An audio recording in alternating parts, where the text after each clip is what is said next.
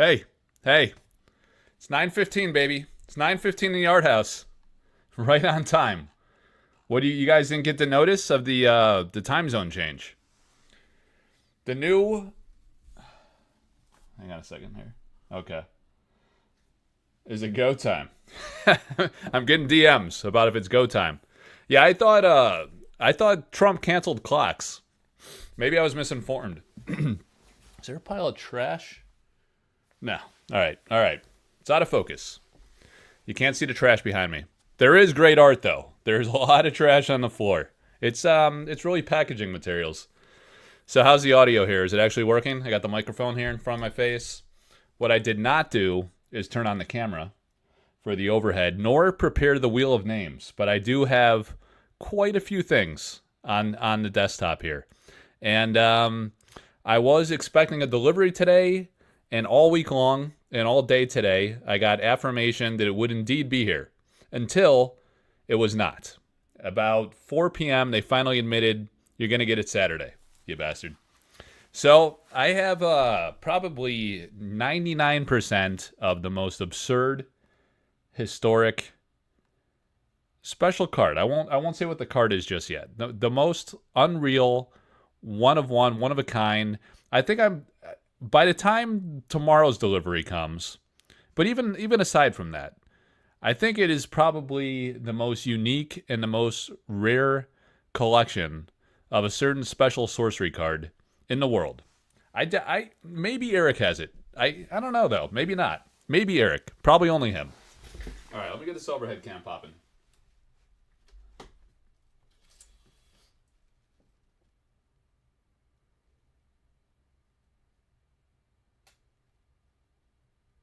I don't know if it still works. It might work. Here we go. All right, so we got that. What else do we need around here? Z's? Where's the guy that says Z's every time? Is he a no-show? That's why. Oh, he is there. He wasn't first, though. Pele beat him tonight. All right, let me see.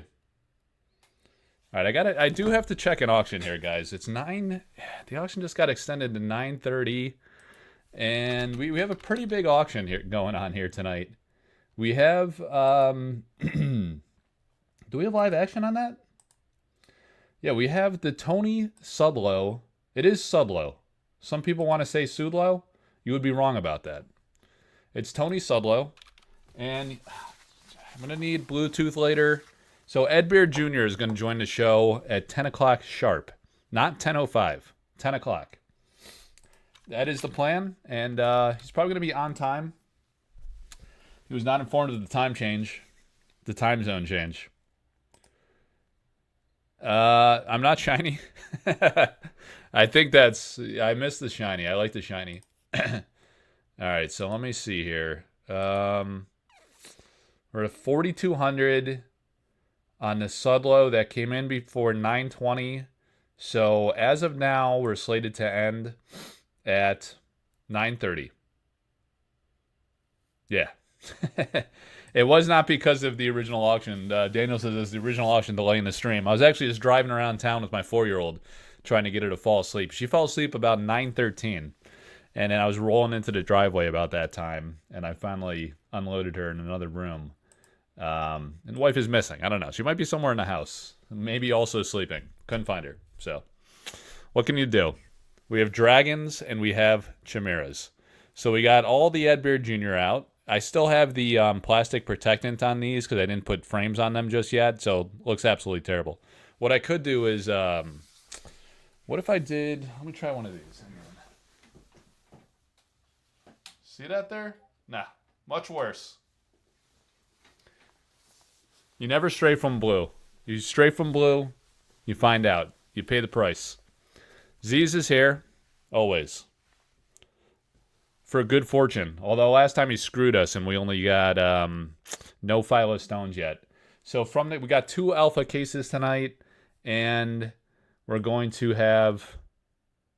We just got another bid. 2 bids, in fact. All right, hang on a second. This is going to be a disaster, guys. Maybe the auction will end by the time Ed comes on. So I got to manage this, though. It's my duty. It's the right thing to do. So the auction is going to extend until 9:40. It's 9:25. So we got a... Look at this. All right, so we got a 4,300 from Mike P. And 4,500 from An. All right, so the Recurring Spectre is an alpha piece by Tony Sudlow. It's got some serious Gothic vibes.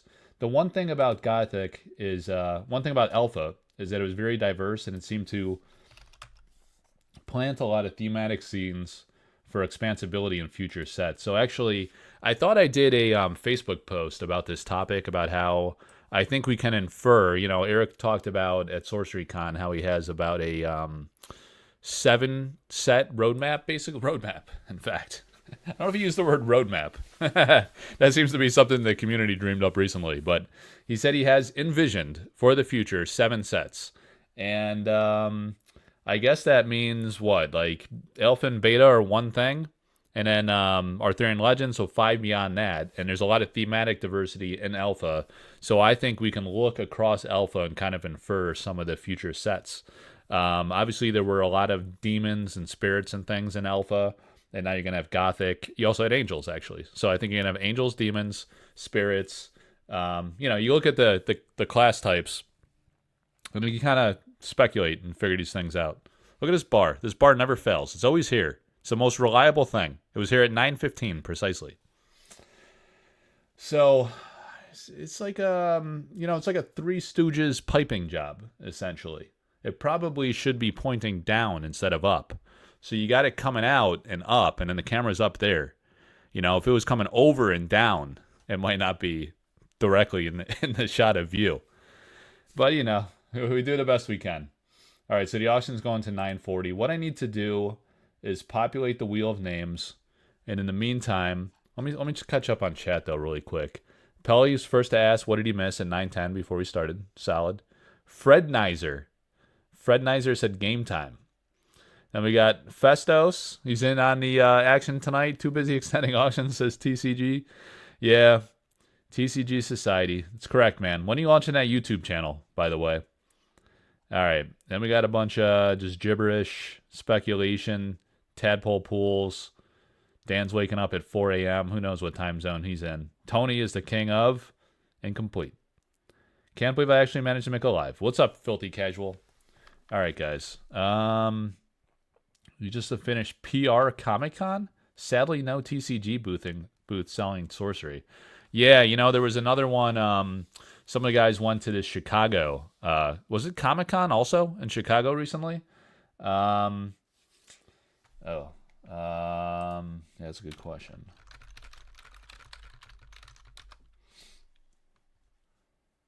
I'm getting questions here. All right, guys, what I need to do, and you guys can chat here. I might read it and continue to get distracted. Yeah, Fred Nizer.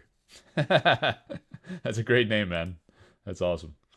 All right, where is All right, so Discord is popping off with the auction, but what I need to do is load up the wheel. As I say, we're going to have 2 alpha boxes, 1 Arthurian Legends box. You know, you guys know that I was just talking on Discord how Arthurian Legends with the tri-sites are like buying Apple stock in 2005, according to Lord of Itza. He confirmed that this week. So you could probably get rich off of those tri-sites if you buy out the market and buy everything. All right, so we got Festos for 6 alpha. It's just what I heard on YouTube. I mean, I can't confirm or deny. I can only repeat what was said. All right, so Cheetah is going with a full box of alpha. Full box alpha. Then we got Justin B is in the house. The Fred Nizer. 10 alpha. Garrison is in for 5 alpha packs and 5 AL. AL, home of the tri-sites. Roberto D. Italian man in Spain. Defected from his own homeland.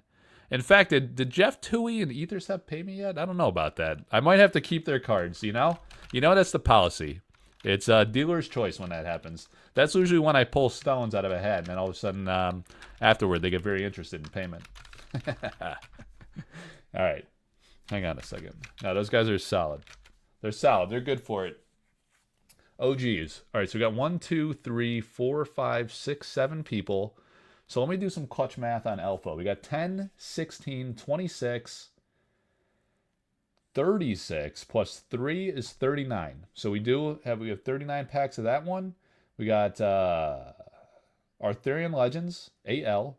6 plus 5 is actually the number 11. Plus 13 is 24. And according to this box, which you cannot see, there are 24 packs in that box. All right. So we got that taken care of.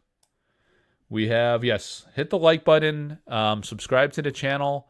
Some people are just going to probably not show up until 9:59. And then Ed Beard Jr. will be in the house, and he has something incredible related to the Dragon Lord to share with us tonight.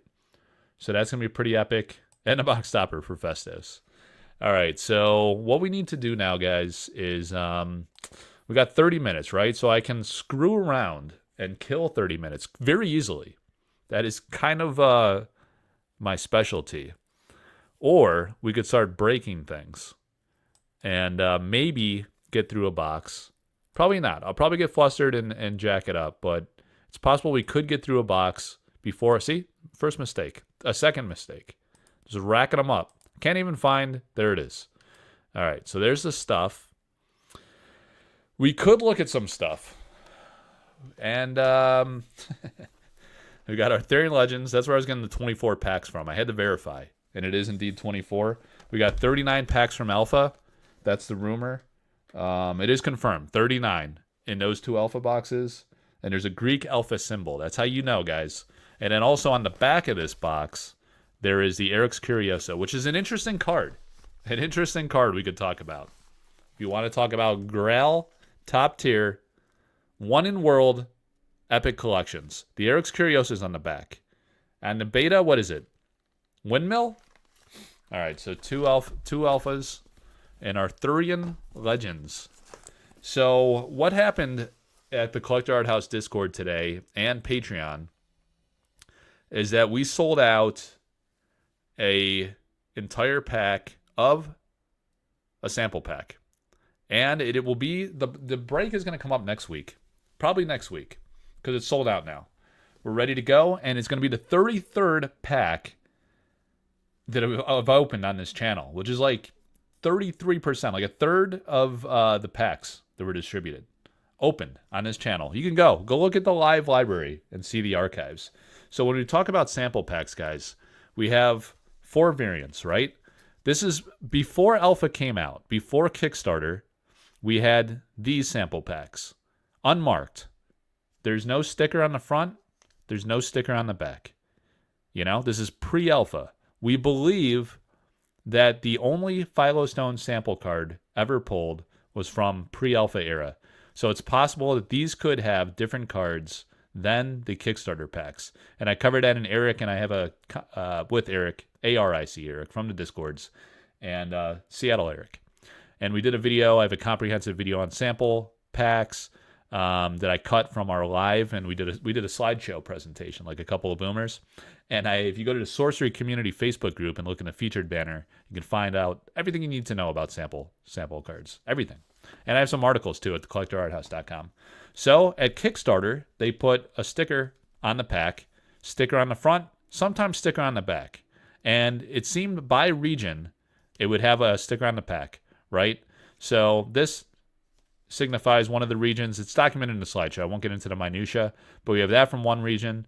This one with sticker on the back from another, and then the European and UK packs, as I recall, definitely European, I forget about UK, had the sticker on the front, nothing on the back. So I have a master set, as you might say, of every sample pack variant.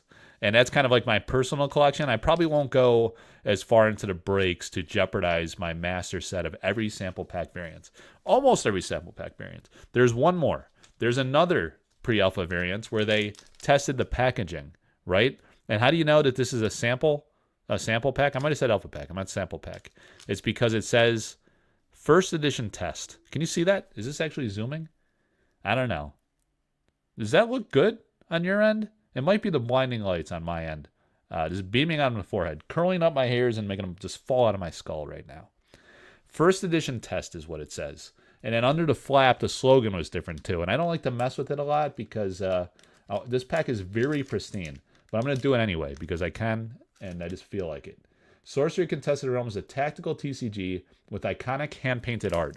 And if you remind me later, which you probably won't, or I probably won't read in the chat, the slogan is now different on the alpha packs. All right, so you got a first edition pack, and actually, I own 2 first edition packs, which is absolutely godly and unheard of. Amazing. We think Rudy has a whole booster box of these. We think maybe a couple employees might. Maybe Eric does, maybe some of his buddies. Who knows? But they're extremely rare. Out in the wild in the community, we do not have those. Next weekend, we could probably do a European pack. I'll have to see, Dan, which ones I have duplicates of. Like I say, I want to preserve this master set that you see here of every single variant, which is really incredible. I don't know if anyone owns like a complete master set of all the different sample pack variants. You should screenshot that, guys. You'll never see that again on YouTube. Probably not. I don't know if it's possible, guys. I really don't know. Because it's been disaggregated. A lot have been open and distributed. I don't know if anybody owns them all. I know that nobody owns all of these bad boys. So we have, speaking of sample packs, the 4 gems. That predated the Onyx. Well, not Onyx. The cores. There's the Onyx core. But this is the Earth Ward gem, the Water Ward gem, the Fire Ward gem, and the Wind Ward gem. The only one that we know of that exists out in the wild in the public. We know that Eric printed in the pre-alpha era like a full set, at least a full set of the cards that he had constructed or kind of conceptualized for sample print at that time. It wasn't all 403 from the alpha debut. The game wasn't that mature yet, but he had like a deck, like a stack of each of the sample cards.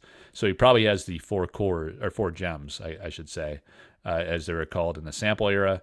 But otherwise, nobody owns all 4. I know some of our buddies out there own like 2 or 3, and they're trying to go for the set. But we got to pull it out of a pack. So we're trying hard. We're trying to get them. So we have those. And then also in the pre-alpha era, we have the 4 decks that Eric gave to Red Zone Rogue, which I ended up acquiring eventually. So these are really cool historic relics because Eric actually hand-constructed these decks. These are not from the China manufacturer. These were made by Eric in New Zealand, and really cool historic items here. The 4 decks, each of the decks, and this was Avatar of Wind, pre-constructed wind deck before he changed it to air, right? So really beautiful, nice, cool piece of history there. And then all of the cards. The cards also were printed by Eric and given to Red Zone Rogue. So they're kind of like a unicorn product. As far as I know, there is, it's talking to some people that are kind of in the know on these. There might have been like a handful of these produced. Eric was playtesting with some of his friends from Sweden. And perhaps, I remember Eric told me like a long time ago that he had some like MTG pros kind of trying the game out in the very early days and giving him feedback on the gameplay. And actually, one of them suggested that he change from the portrait style Atlas cards to the horizontal style Atlas cards. So we have those. And then again, I'm getting something tomorrow, which kind of fits this theme. So when I do the sample break opening next week, we'll get into that. What I wanted to show is, let's see, I still have it here. I haven't shipped it out to Mill2Med, but I want to give Vivian Calazans some shine here.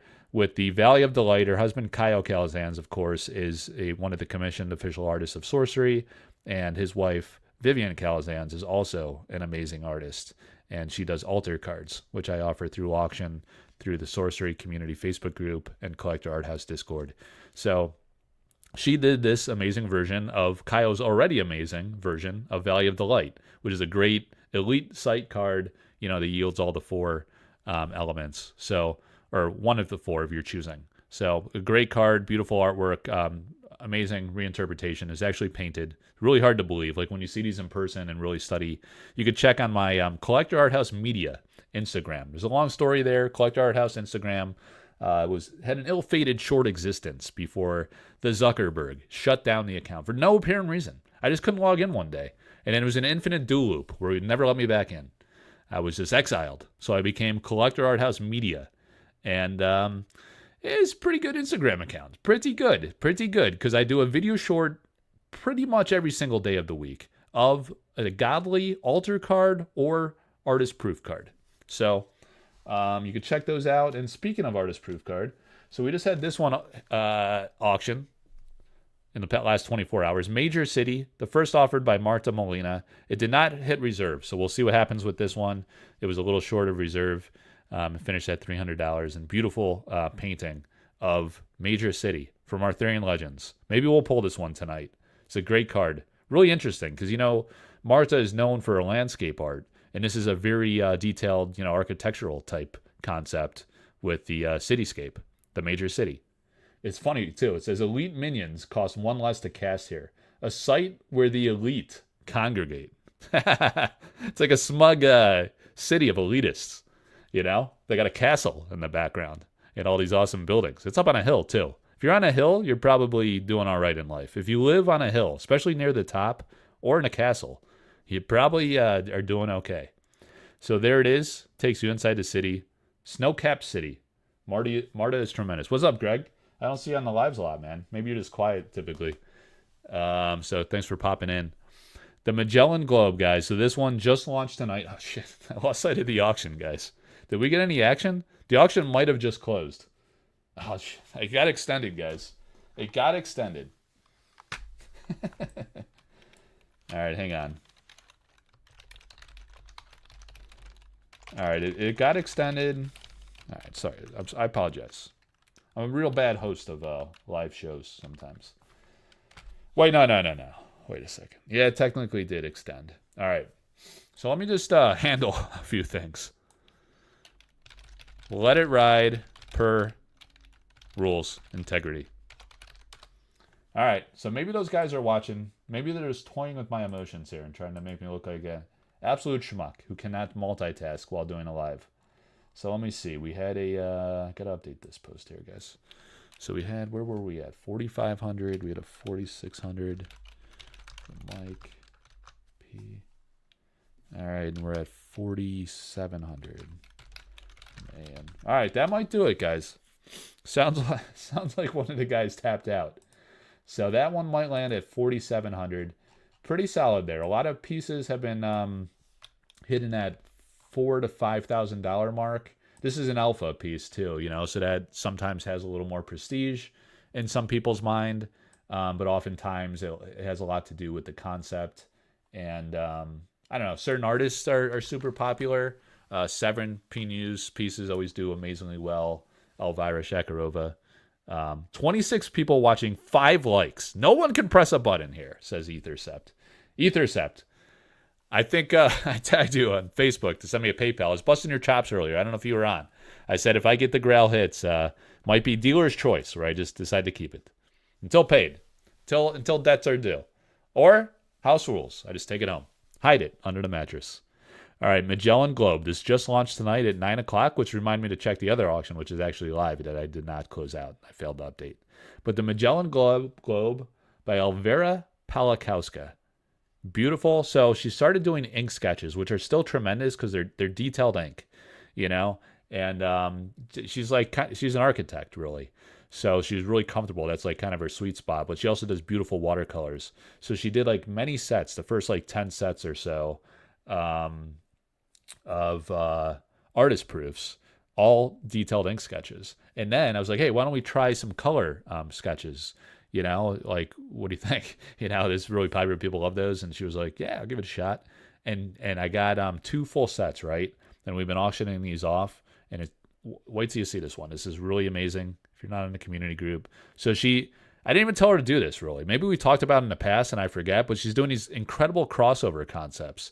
So, you know, the Magellan Globe looks much like this. You see? That is the Magellan Globe. That is the original painting. You got the globe up on the balcony, right? in his cathedral looking type thing. It's a Gothic cathedral, you know, the Gothic theme. We could have inferred that. We could have predicted it from Alpha, like I was talking about earlier.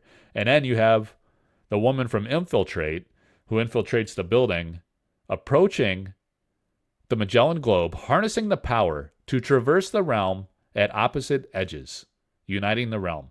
So beautiful work by Elvira Palikowska, really incredible.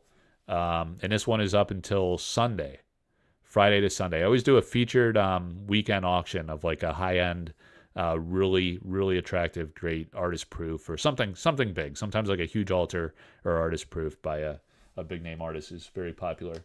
All right, guys, so look, I'm just going to kill 14 more minutes until Ed comes on. Ed's going to be on for a little bit. I don't know. Ed loves to talk, man. He's a great promoter. He's got these coins he did for the Dragon Lord. I don't know if they're all Dragon Lord mini set pieces. We'll see. We'll see what Ed says. You know what? We're going to find out soon. But I'm going to show you guys right now. Look at this guy. He's like, give it to me. Give it to me. See him? The philosopher. I'm going to show you guys something truly remarkable that you're only going to see at the Collector Art House. This cannot be replicated. It's like literally almost impossible. I mean, the people who created it are living. They're living beings. They're alive. So it is theoretically possible, but it wouldn't make sense to replicate. So let me see. I'm going to go from oldest to newest. And so what do we have here? We got that. We got Alpha. Yeah, okay, Alpha. We got, okay. Oh, okay. All right, so we got that, then that, technically. Oh, but that's... All right, we got that. All right, we got, beta. Yeah, beta. Alpha. I'm trying to work it out in my mind. Oh, okay. Yeah, I got to make sure I get this in order. Okay. Alpha, and then... All right. So, yeah, that should be there. All right, this should do it, guys. So the card we're going to talk about, here we go. I was talking about the Red Zone Rogue playtest cards. So his cards that Eric sent to Red Zone Rogue, as like, he was like the first content creator, basically, who kind of featured the game on his channel, because Eric had reached out to him and they said, hey, you know, I know you cover a lot of indie games, you play a lot of games, I'd like you to try out Sorcery Contested Realm and give me some feedback on the game. So he was given these cards that Eric created himself, and sent those to Red Zone Rogue. And then, as I mentioned, I acquired these. So I'm going to show you guys right now, like I was saying, a unique one-of-one collection. It absolutely has to be the only one in the world. And you're going to see why, too, because some of these items are not replicable. All right, so we have, like this one, right? There's a couple of these out there. So the Red Zone Rogue AOF playtest. So this is saying that this card, you notice how the corner edges are more round than Alpha. It's how you know they're playtest cards. But it's also obvious by the print and color saturation, which would not possibly be a sample card nor Alpha. So it's from the Avatar of Fire playtest deck. I wanted to know where it went back, in which deck it went in. Now, these are not for sale.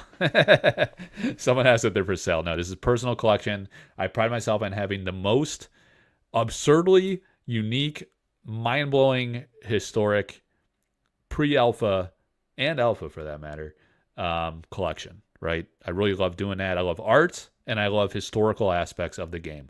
When you think about, like, what are the most Grail items to chase and collect, the mystique of them, like the historical development, the ultra extreme rarity that no one else owns is, like, always the Grail type thing that people go for. And in time, you know, you reflect back and you're like, wow, that's super interesting. This is like how the game was developed before it was even mainstream, before it was mass produced, right? So here is Eric's Curiosa. Yeah, you guessed it, Daniel. Good call, man. What's up with the lighting? Is it not like...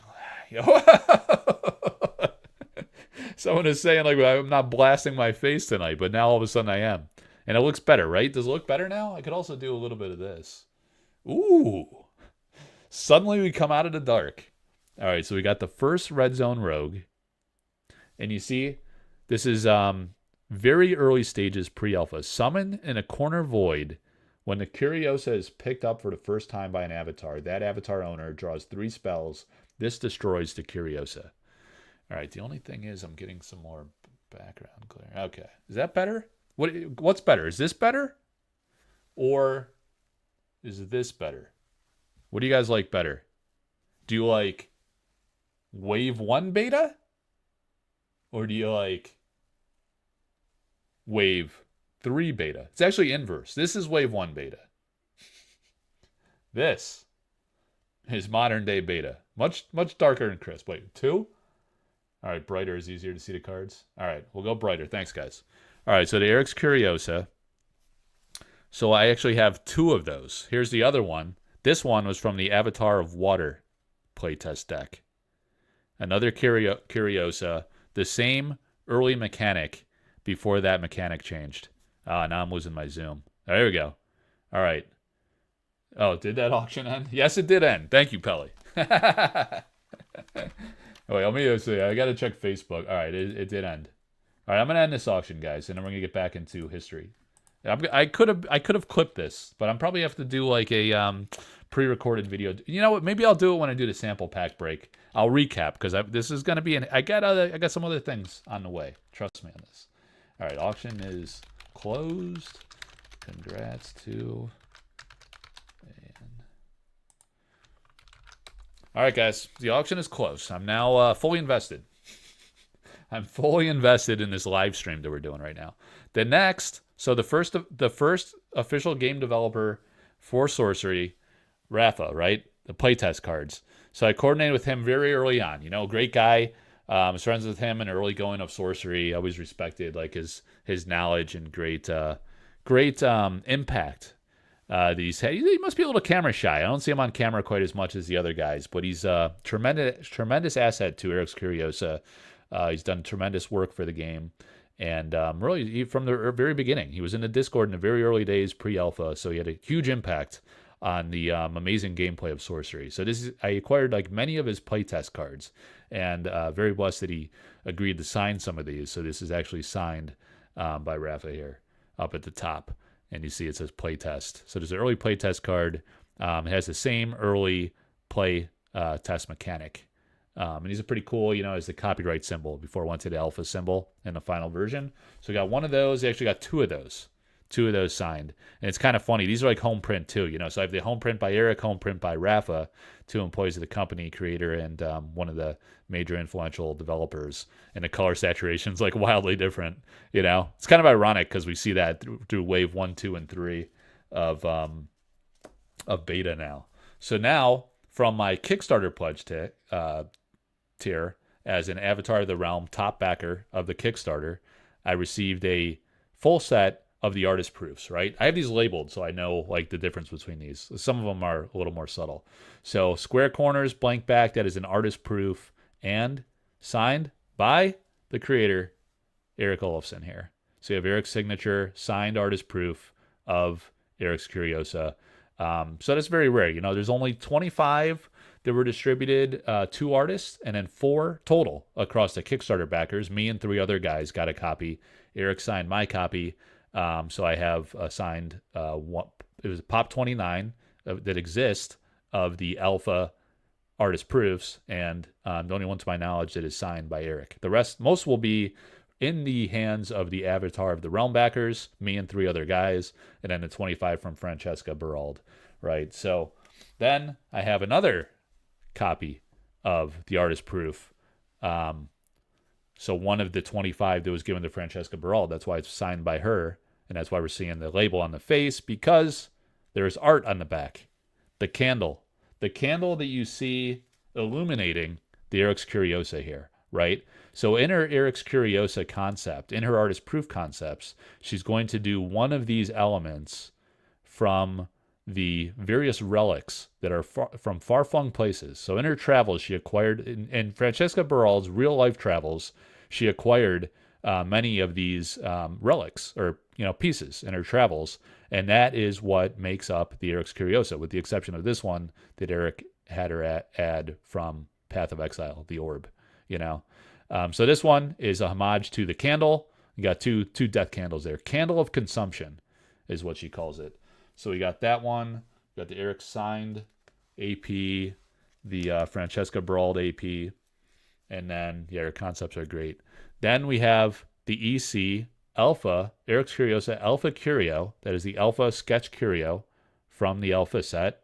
Really high-end popular curio from Alpha. This is one of the big ones. Several of these sold between $3 to $4 early on. Who knows where the market is now? I never see these come to market for sale anymore. If anyone sees one, let me know. This is pretty amazing to have.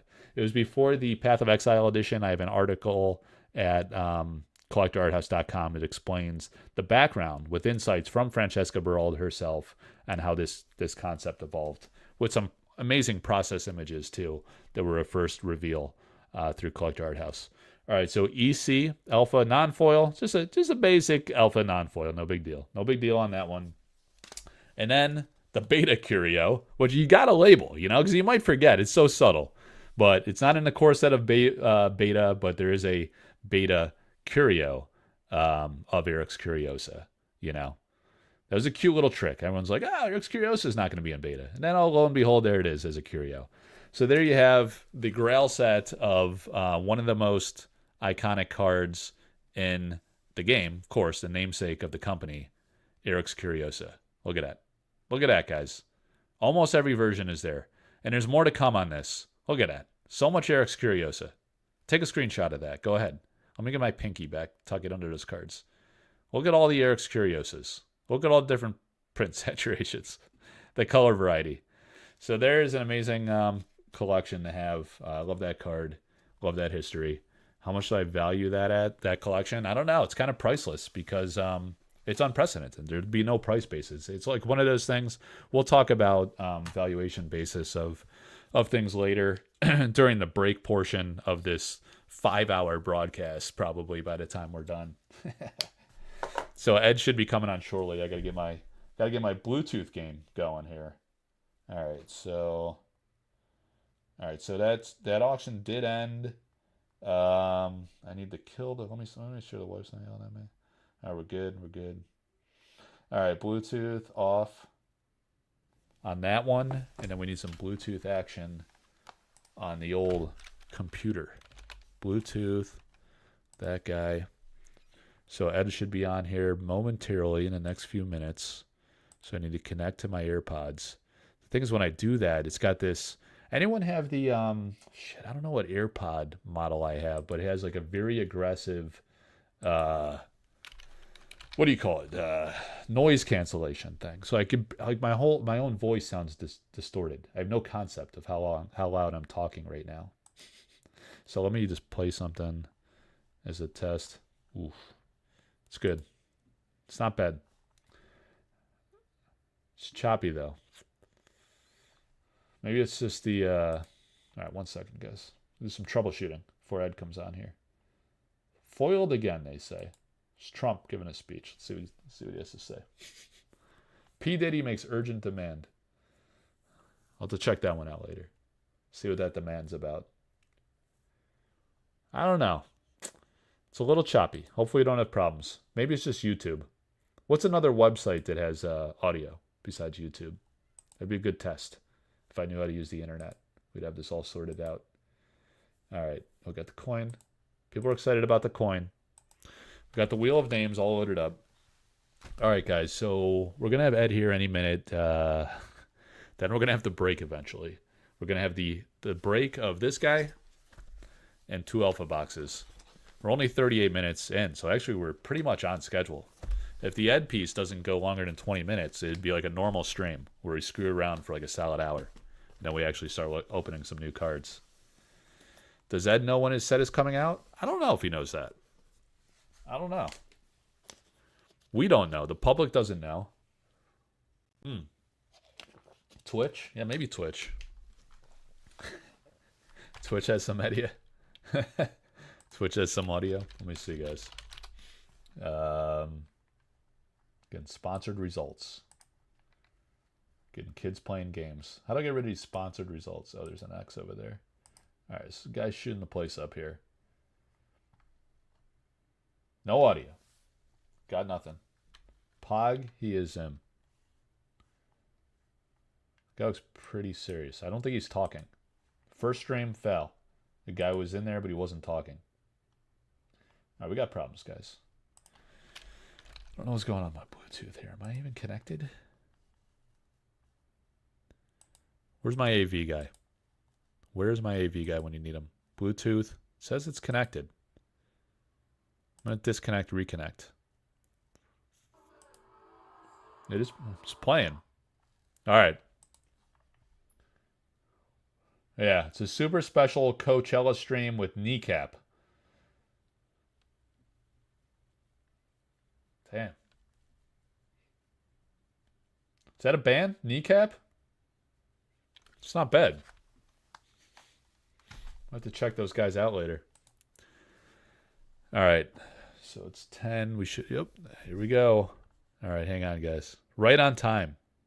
All right. Let me pull down the overhead cam. And... Ed! Can you hear me?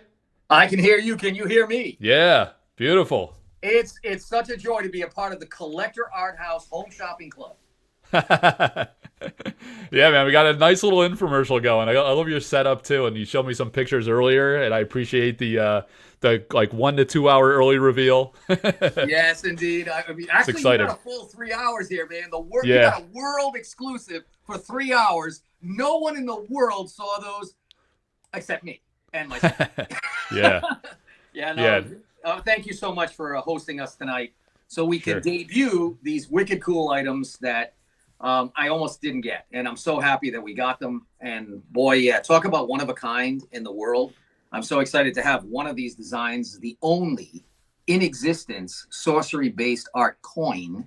That's another big thing. So, where would you like to take this? Because I can go right into showing these if you'd like. Yeah, so I mean, well, someone was just asking when the Dragon Lord mini set's coming out, and it's not. The company hasn't said anything. They said, "Does Ed know?" And I was like, "It doesn't really matter because we don't know whether he does or he doesn't. No one else knows, and it's not public." But the company did start tease basically that we might hear something later this month, as soon as later this month. So maybe we'll get some information. So everyone's super excited. It's only a couple weeks away, in theory. But yes, something I haven't been able to tell you. I can tell you, I know, but you're not going to know. All right, good. So maybe some news is imminent, and people are super excited about that. And then Gothic, presumably, sometime behind that. It's been a while since we had a release of well, it hasn't been that long, really. I mean, October, November time frame is when Arthurian Legends came out, and we got to see you at Sorcery Con. So hopefully that can happen again if the stars align. We're trying to figure out when we're going to do that again, whether it be fourth quarter or first quarter, kind of based on Gothic. But yeah, that's it. So basically, Dragon Lord mini sets coming up. You have your what's going on with your book project, if you want to touch on that. Yeah, quickly. Sure. So the Dragon Art Lord book, which is literally the compilation of 43 years of my work. I've been working on it day after day, page after page, layout after layout. This is not text and pretty pictures. If I wanted to lay it out simply like everybody else's art book, oh, look at the big pretty picture and there's a block of text. No, I've literally taken every image I've ever done and I've 3D dropped, and I'm not using programs. So I'm doing it old school. I'm going into Photoshop and I'm actually manually airbrushing through digital, the shadows. I'm twisting things. I'm making every page incredibly artistic and immersive. The text is wrapping around objects that no program can do anyway. So I'm every page is taking me like 4 hours to do. So a year course is 240 pages. So I'm just about finished with the Magic the Gathering section, which was 100 and, oh God, it was a lot of pages. It wasn't that many pages, but it was 126 pieces of artwork, which I had to lay out, and I had to show sketch process, preliminary. I had to do anecdotal discussions about, what was the deal with this commission? How did the art team, after I submitted it in, change the background from a day scene to night scene without telling me? All the good stuff. Wow, nice. So you covered every card that you did for Magic? Every card. Oh my God. That were unpublished, including the ones that were put in the graveyard, as they used to call it. For no reason at all. They still paid me for it, but they decided, we're going to give this card to my buddy and pal, so they found out it was a better playing card, something like that. Do you think, are all of those known publicly, or are some of those going to be a first reveal? No. Because sometimes, if they're not used, sometimes the artist will still offer the painting or something and say this wasn't used for the game. Yeah, so we were allowed to do all that. We were allowed decades ago, 20 years ago, we were allowed to release the images for unglued and all that stuff. Okay. So that's the one specifically I'm talking about. There were 15 paintings I did for Unglued. So that, and I know Rosewater did some discussions on it. I actually got showcased. I think they showed like most of them, but there were a couple. So that all in the book. Nice. Then there's discussions about, you know, what was cool about doing that project. That's just the Magic the Gathering section. There's all the other games that I had worked on. Then there's the sections that are dedicated to the Dragon Lord storyline that I wrote in 2005, right through to, it was about a 2-year project, but then I kept adding to it. It was one of these things that kept evolving. So because of that, and all these, there's hundreds of characters in the storyline, I'm focusing on the stories that are in this, you know, this card game, but also many, many more that people don't know about. There are important supportive characters that are involved that, you know, you need to know the storyline. You need to know what they do, why they do what they do, how each character interacts with each other to get a full feeling of what the Dragon Lord's universe is all about. So yeah, all of that's awesome. So the storylines are in that. Then I've got sections that are step-by-step, that literally some of my more popular images in licensing over the last 40 years, whether it was jigsaw puzzles, calendars, cell phone covers, all that stuff, posters and black posters and things you'd find at, you know, Hot Topic and Spencer Gifts. So cool. I talked about, you know, what was behind those images. And there is always a story. I used to do short stories to every single piece I did. So some of them like mini sonnet, you know, and it's there. So all of that stuff is coming out in this book. And then of course you've got the actual instruction. Here's the process from the, work back to front, dark to light, the techniques with airbrush mixed in with media, mixed media with acrylic, with watercolor. It goes into all of the techniques that I use, which are very unorthodox because I was self-trained. I did not go through the typical academic protocol. I was kicked out of art class in 9th grade because I dared to put a skull and a dragon in the back of a fruit bowl, you know? So, yeah. That's good to know. I'm glad you covered all that because some people, I think, have the perception that this is going to be like just about the Dragon Lord mini set, but it's really like about your whole career, art you've done, even like within TCGs, Magic and Sorcery, but also beyond, right? Did you cover, I know you did a lot of art for other TCGs too in that early 90s era. Will there be some of that sprinkled in as well? Absolutely. Yeah, cool. It's so innocuous, people don't even remember. I did a lot of board game design, Mayfair Game. You know, I worked on Wheel of Time. I've done H.P. Lovecraft. There's so much stuff that the Vampire, Eternal Struggle, you know?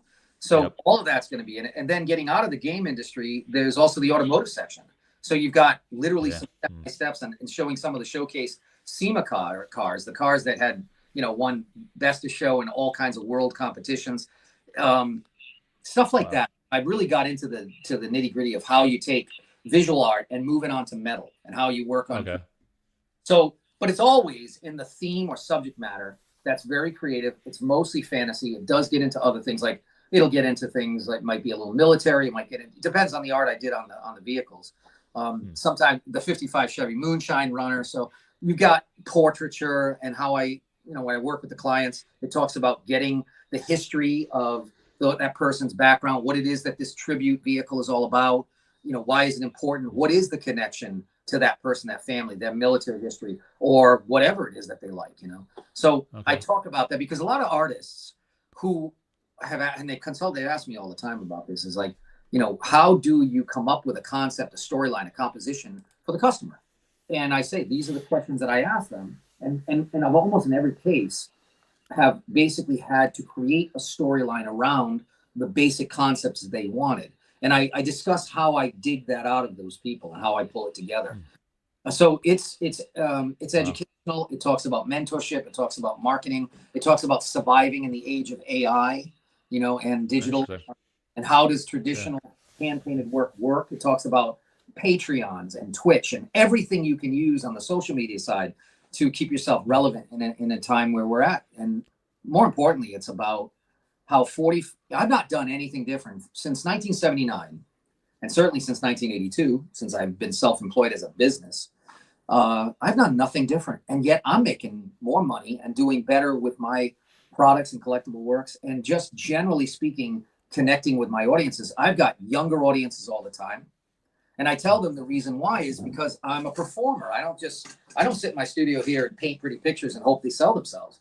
I get people involved in the process. And when I'm at the shows, I talk to them about concept idea. I ask those people questions. I go, so what is it that you see in this piece? What would you like to see in the piece? You know, that's how you target what it is that you're supposed to do in subject matter that's going to capture the widest audience. So these things are all in the book. But I would say they're divided into chapters, but there's a pretty healthy, very big chapter on the Dragon Lord storyline, because that whole entire world is so relevant for the game. It'll definitely increase the immersive effect of how you play the game. Once you know what these characters are about, they're going to come to life in a different way than you never expected. So yeah, it's pretty cool. Yeah, so was there like a give and take with Eric on that, where you kind of explain the stories of your characters, and that may have influenced his the game mechanics he was coming up with, or how he would use them in the game? Yeah, That's cool. I sent him briefs of a synopsis of the storyline for each character. So he got biographical, he got the power, he got their attributes, you know, the strengths, the profiles of their personality and all that. And I got the chance, of course, to see those mechanics, and he did very well. With his team, worked out some amazing mechanics that it actually illuminates exactly what these characters do in my storyline. It was a beautiful adaptation of my story. The alignment, magnificent. And then, of course, even down to the names that were in my story, they got placed in the card. So that's kind of cool too. There are the titles that that you guys have seen on some of my paintings are not necessarily the titles on the cards. Okay. So, because you have information such as in the Dragon Lord storyline that was never released, that it will be released in this book, and those include the story. So, yeah. I like what you said about like enhancing the immersive experience too, because that's something that's very different. Like in Alpha, Beta, Arthurian Legends, I thought there was like a great, especially Arthurian Legends, there's probably a great opportunity for the company to tell the stories of Arthurian lore, but it's also, readily discoverable if you do your research. And some community members have done that with behind the art articles or, features. But like their whole philosophy was like the player kind of discovers the stories. You can do your research on the concept outside of the game, but they're not like dictating the lore and trying to tell you that.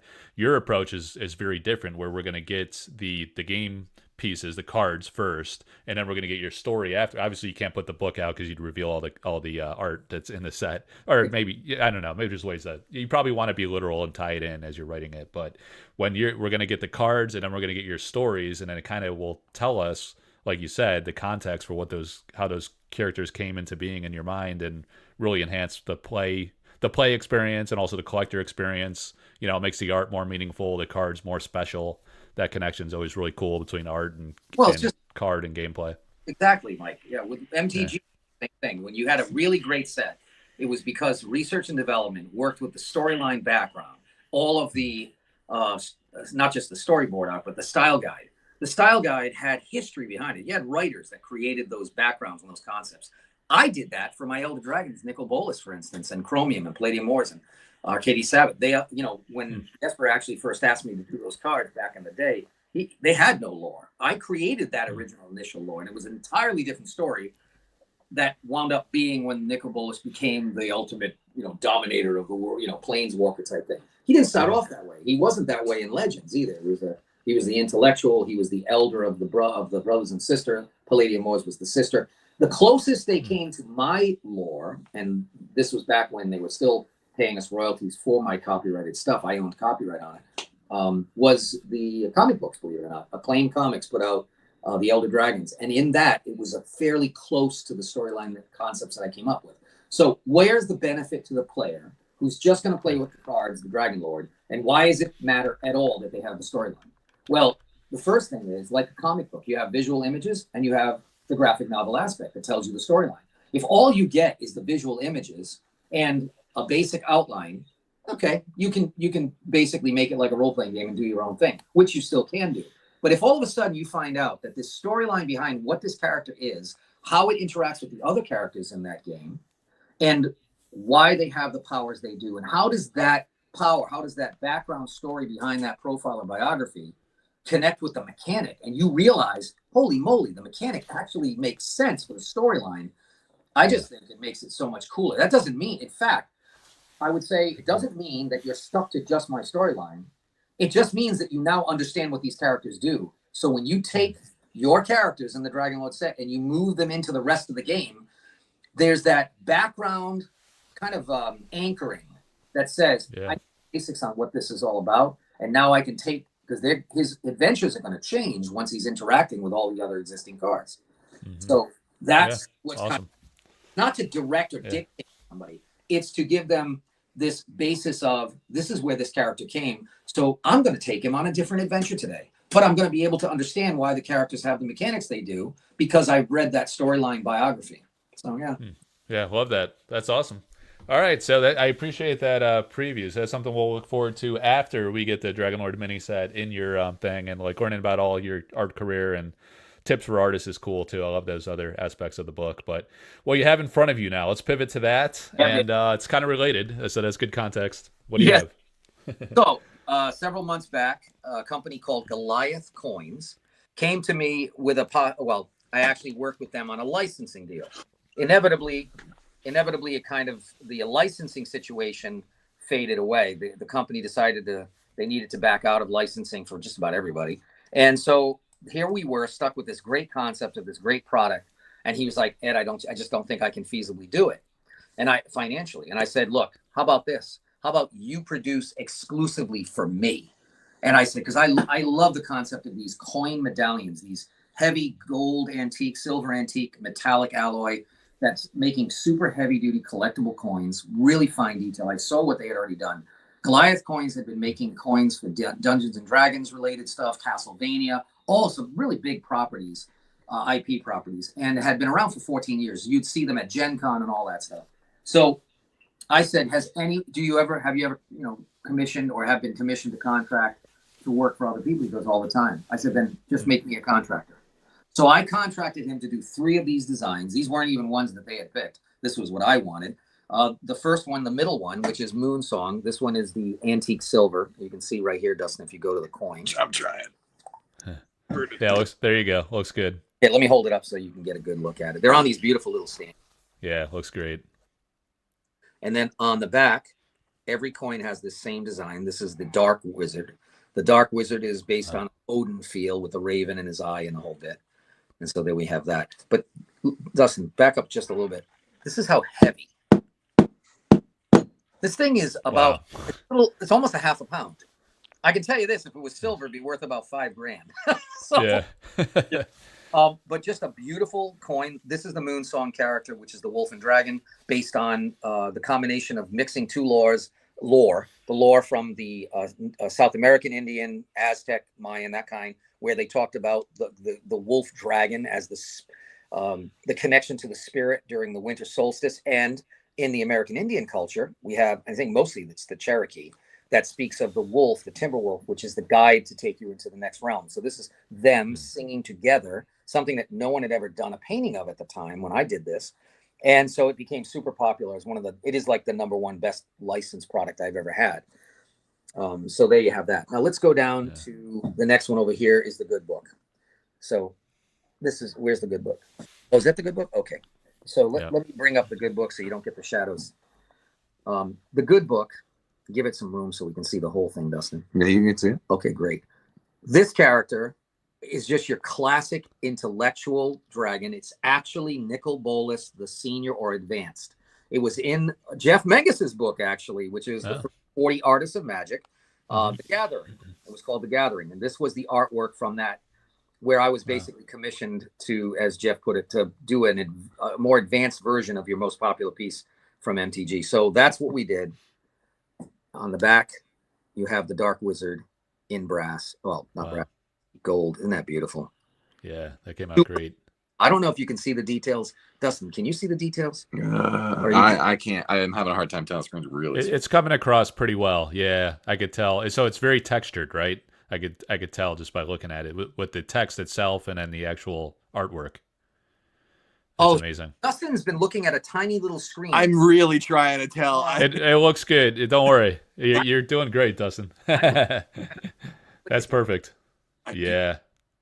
You should be able to get a full screen. You're not getting the full. He's not seeing a full screen. Okay, so I hit this. I don't know. Oh, I don't want to do it. All right. He doesn't want to take the chance. I don't want to. I don't know if you guys can hear me, but it looks really good. I'm telling you. Good. Okay. Yeah.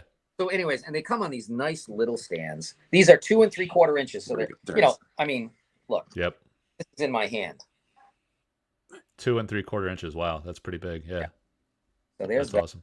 And then the big sorcery piece that I love this one. It's one of my favorite. Yeah. Pieces. was Kairos the Archivist. There he is. And why don't we get up like this so you can see with light? Can you see it now? Yeah, there we go. Isn't that beautiful? Yep. This thing, I went back and forth Wow. with the manufacturing facility on this, trying to get every single little detail. We revised, and they managed to get, you can't see it here, but every little book on the shelf is in this coin. It's absolutely stunning. And again, the backside is the Dark Wizard. I personally think everyone's I know is going to buy two because they want to be able to display at least one to actually display the back of the coin too. But yeah, this is Kairos in his chamber. It's a perfect, even down to the little imp that's looking through the magnifying glass. His face is there. Yep. Let's see it. That's great. So, anyways, yeah. So there is the ones that we've got available right now. I was only able to get 200 made. The tariff situation kind of killed Goliath and many companies, because just so you know, the only foundry that could do anything close to this, and they could not do it to this level, they were only able to do smaller ones, that's in the United States. At the volume of 200 would have been, I already had got a quote because I had a licensing deal with them way back a couple of years ago. It was about $45 per coin minimum, my cost, and that was even at 500 units. You simply just 500% more to manufacture in the States. But there's only one foundry that could do this, and they couldn't even do this. They could only do a smaller version. So I guess the bottom line is, it's just like so many other board games. You know, there just isn't a place in the U.S. other than cards, and there's that. But when it comes to these kinds of 3D coins, our last foundry for figurines left in 1995. So there was no way to produce these in the U.S. Myself. So when I contracted Goliath, I knew that they had manufactured in China. And, you know, I just said, look, these guys did great work. My statues, my figurines that I licensed with Unicorn Publishing, they did every figurine you see in the world is done in China, no matter if it's a Yadro or whatever, the highest quality there is. But I just wanted to make sure that I could make these affordable for folks. So they had successfully been able to work with their manufacturing plants and get the price points around $20 to $35. But even at $20 to $35, they're producing thousands of these coins.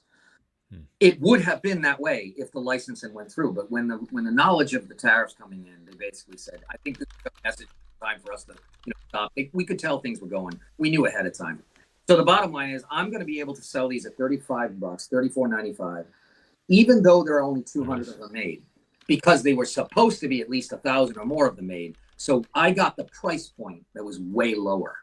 So I'm going to pass that right on to my collectors. But honestly, truthfully, when every other coin that Goliath has made has got far more volume than this, for me to be able to keep it at the same retail as they are doing with only 200 copies made, and the reality of me getting more made is like almost like maybe 5% chance.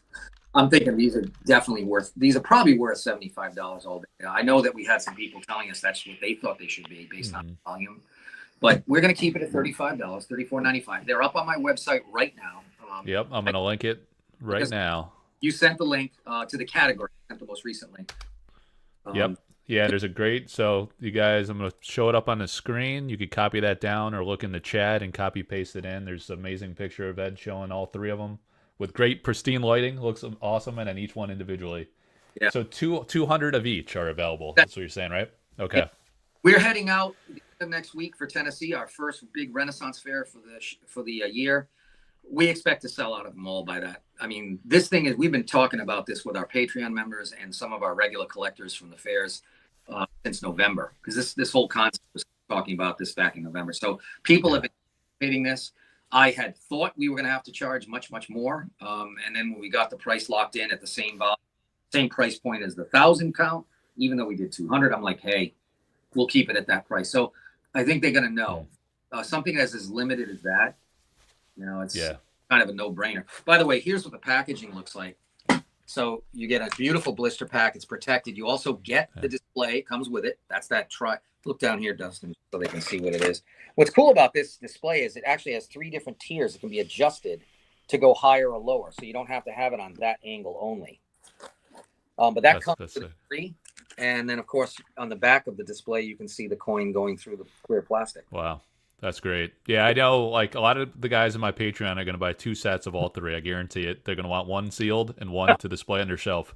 So let's see how many you have left to go to the fair next week. We'll know right now. Yeah. So the links there. Yeah, I think the orders are going to come in tonight and tomorrow. A lot of it's different time zones. Europe. Are you shipping international or is this just U.S.? Have you thought about that? So my store does not ship international. Okay. And I have no way to change that the way Wix makes it. So gotcha. What I would like, and I'm glad you've asked that question. Appreciate it. Mm-hmm. For all those that are international customers that would like this, I am willing to ship. However, you do have to sign a release of liability once I get it. Once I take that package and I drop it off at the shipper, it's then in your hands. It's their hands and it's your hands. So in other words, I'm liable only up until the point in which I drop the shipper. And then I just have you simply agree to a basic paragraph, and then I will ship it to you, wherever you are. But I know the prices for shipping internationally have gone up a bit lately, but truthfully, you're saving so much money from what they really would be worth. I'm thinking that even if it does cost, it's your choice. I let the customer decide. If they want to have the risk of having this shipped without insurance, not priority mail, and just do it first class mail, as long as they release me from liability, then they could probably ship it for like $10. I personally would say, let's ship it priority mail, have your insurance. Maybe it'll cost you $35 to ship it, or 25. Some of them actually, I can do a letter with this for $21. So I haven't looked into that, Mike, but I don't want my European customers to not be able to get this. It's the same thing with my art book. I'm going to make sure that my European countries customers get that as well, but I just don't know what the price will be, and I have to look it up. So if somebody's interested in these coins from your group or any of the sorcery fans, and they would like to buy it, then just send me a message first. Give me your address, exactly as it's supposed to be, and then I will search and look it up on my options for my shipping. I have a great system with Pirate Ship. Everybody's using Pirate Ship. Very affordable. It does a great job. I've had no problems with it. I'll run their address through, find out exactly a quote. I'll take a screenshot and say, you pay exactly what I pay. There you go. Okay. Yeah, very fair. Yeah, that's awesome, man. I wanted to mention as well the Moon Song. Like when you came on my show a couple times before, at least 2, maybe 3, and I remember you walked us around your Dragon Lord minivan and you showed us. I think it was do you still own the original painting and have that on the wall? I think you showed it to me last time, unless it was a print. Oh, I have. Yeah, I think you showed it to me like when we did that live, and you talked about the concept like you just did briefly before, and it just looks incredible. So if you guys go to my on Collector Arthouse, if you go to the live tab, you'll find the old talk with Ed. You'll see his Dragon Lord minivan itself and the Moon Song original painting. There it is. Yeah, it looks incredible. The colors is just so nice. So, yep, we know at least one of those is in sorcery, and we will find out if others are or are not. That was a question that was asked. I was like, even if they are or they're not, he can't say. He can't leak it. But we know that one is the archivist that was revealed. Yes, you only know that one. Yeah. Who knows? Yeah. They're gonna all find relatively soon, is my guess. Yeah. Yeah. Awesome. Yeah. So it's exciting. Yeah. Visit with all of that. Once I get information and I'm able to speak more, I'll be in touch. You'll be the first one. I've already promised. First one to get all the good news when that news comes out, and I'm authorized to say anything about it. Awesome. But it's going to be pretty spectacular. But I thought about this, and I'm like, so many of my collectors like, hey, Ed, I've run out of wall space. I don't have any more wall space. And I'm like, I don't have any small figurines. That's, again, every figurine's made in China. So I don't bother with that. And I truly do try to produce. I'm 99% production in the United States. I paid way more money. Like my art book, it's costing me $12 plus to do at 5,000. Whereas if I had done it like every other artist does in China, I could have, prior to the tariff, of course, I could have produced for $3.80. I already had those quotes. So why would somebody do something that's completely unintelligent business-wise and pay 400% more for an art book made here in the States? Because the printer that is doing it is the one I've been working with for 25 years. Number one, I get to be on press and see everything, make sure color's perfect. I can't do that and go fly to China. Yep. Yeah, truthfully, people argue, but Ed, every book looks great from whoever the artist is that's done it. I know. So what's the next reason? Well, there are 17 employees there that I worked with and have worked with for 25 years. Their jobs and livelihood are dependent on us making money for them. So my attitude is, I'm not looking at this art book to make 400% profit. I'm just making it because it's my legacy. And obviously I want to make sure I'm not taking a loss on it. But if I can employ 17 people for 2 weeks that it'll take to produce the books, then that's a great thing. And that to me, that's what making in America, made in America is all about. It's about employing real human beings, not AI, not AI robotics, none of that stuff. So that's why I do what I do. But these were not possible to be made in the States. Yep. In any case, Dustin is making a really weird face right now. I'm thinking a lot of He's people like opening his mouth like super wide, his eyebrows. I'm just saying. I'm thinking a lot of people are very interested in these coins. So in other words, it's gonna do well. I'm telling you. There's been expectations of he people, says, but I think a lot of people have heard the 200 count and just went, "Now's the time." Yeah. Mike, you're a magic man. You are getting a complete collection of. You do great stuff, man. Love it. I promised you earlier, so that'll be coming your way, and then we'll try to continue to do something special with you and your Collector Arthouse as we get closer to the release of Dragon Lord, and then once that's released, we'll see how the world is, of course, but we have always planned on doing a special playmat. And I think based on what everyone has asked me and talked to me about from Sorcery, they really would like to see the Dragon Lord's lair, that castle, that element, because it fits the format perfectly. Yep. And down there. Yep. Yeah. So we'll probably have a special, maybe 100 or something like that with, maybe 200, a logo where it has the Collector Arthouse logo connected with something like that. This way it's just. Nice. Through you guys. It won't be any big deal for me to do that. So you'll have one mass market and we'll have one special for you. Yeah, appreciate it, man. That's so awesome. Your collection is incredibly dedicated. I mean, you just gotta do it. Yeah, a lot of passionate art enthusiasts. Another time when you have more time, next time you come on, we'll talk about the beauty of original traditional hand painted art versus the digital and AI world. We've had a lot of personal chats about that, but I think that'd be a good public discussion in this day and age, with everything going on. Yeah. Well, thank God for the collectors of Sorcery. I mean, of all the game card companies out there and of all the game card collectors and players, there is no comparison to the dedication to the art aspect of this game than Sorcery, because 100% of the card game is made by hand-painted work. But beyond that is the fact that there's so many young people who have been turned on to the hand painting. You alone, with all of your altars and auctions that are going on all the time, you have brought an attention that has never, pretty much hard to find, existed when it comes to hand painted work. Not just for the entire collection of whatever's been printed in Arthurian Legend and Alpha and Beta with Sorcery, but just the art alone, the artists that are doing these altars, that's all hand painted work. That is yet another emphasis on it. I think we're in a very unusual and blessed time that while everything is going super tech, AI, and robotics, what's old is new when it comes to this product. And that's a sign of humanity saying, look, we're sick and tired of efficiency. I would like to get back to true craftsmanship. I want to see people do things the hard way. We're not just about the end result. And that's kind of what I always try to, when the kids come into our booths at the shows and they see the signs that say no AI, one of the first things they'll do is they will like, yeah, man, high five. And I'm like, this all happened in the last 2 years because I've had those for a while. But it matters to them now more than ever because I think they do. They realize they see a lot of their careers going out the window, getting replaced and all that. So they're supportive, doesn't know, in the gaming industry, right? Online electronic gaming, where if a company is found to be using all AI or AI voice actors and stuff, they get boycotted. And that's a great thing to see, that kind of camaraderie and support happening. So cool. Yeah, beautiful product, man. I'm super excited. I'm telling Dustin will have to tell us later. You'll let me know how many people bought 2 full sets, one sealed and one for display. Let me know tomorrow. It's gonna happen. I guarantee it because I want to do that myself. Oh my god! I love how it looks in that sealed packaging. It just looks so hot. It's like amazing collectible. But then you got to display one, right? So it's so good.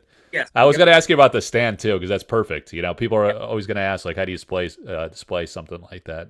So that's perfect. See the different sections here. So I had it on the largest one, but if I go down to say the smallest one, and I put the 2 here, then I do this. I should drop it a little lower. Oh, wrong way. Sorry. This one. Yeah. So this will make it lean back just a teeny bit more, but more importantly, it also doesn't get in the way. These things don't get in the way of the coin. So you can manipulate them depending on what you want. And that's what's really nice. But yeah, this comes as, part of the whole package deal. And for us, when we're at our shows, it's nice to have a little blister pack to be able to put on a hook and display. But this protects. Yeah. But they do weigh about a half a pound. I mean, these are heavy, man. That's cool. They're durable. They're heavy. They feel like quality, the weight. I wish I could translate the weight over the internet, but we really can't. Yeah. It's not a soft metal by any means. This is a hard metal. In order for them to, and oh, by the way, everyone is unique. That's the other thing. I don't know if you can see that. Let me show you. Can you see the difference? One of the lighter. Bring it over here. So the backdrops have a little more shadows in it. Then there's, let's take a look at this one real quick. You can see that right there. One's darker than the other. There we go. Yep. And you'll find these kinds of differences throughout the entire thing. I think even this has a difference in the backdrop. Yeah, the wolf is a little bit shinier. This was a little more shadowed. So every one, because they're hand tarnished and they're brushed by hand, have that unique characteristic, which is kind of a nice little added bonus for a coin. They're not. The process to do these was amazing too. It basically is it's a technology that scans my artwork, and like in a 3D program, we get to push, the things. So that's what I was working with. I was actually going in, pulling out more. No, we need to see this jawline a little bit more. Push that back. Yeah, it was pretty wild. Yeah, I was wondering with the Archivist, because it's such an extraordinary amount of detail. I think you got it right behind you there, where you're sitting. It's unbelievable. Yeah, like the book elements, and like to print or to 3D print that, or however they do it. It just you got to pick and choose. Yeah, the pieces. It's very tastefully done. I love the wizard. So the wizard's on the back of all three, like you showed, right? And the different design. That's basically my logo for the collector coin set. That's cool. I love that. It's got my signature right there, and it says collector. Is it coins?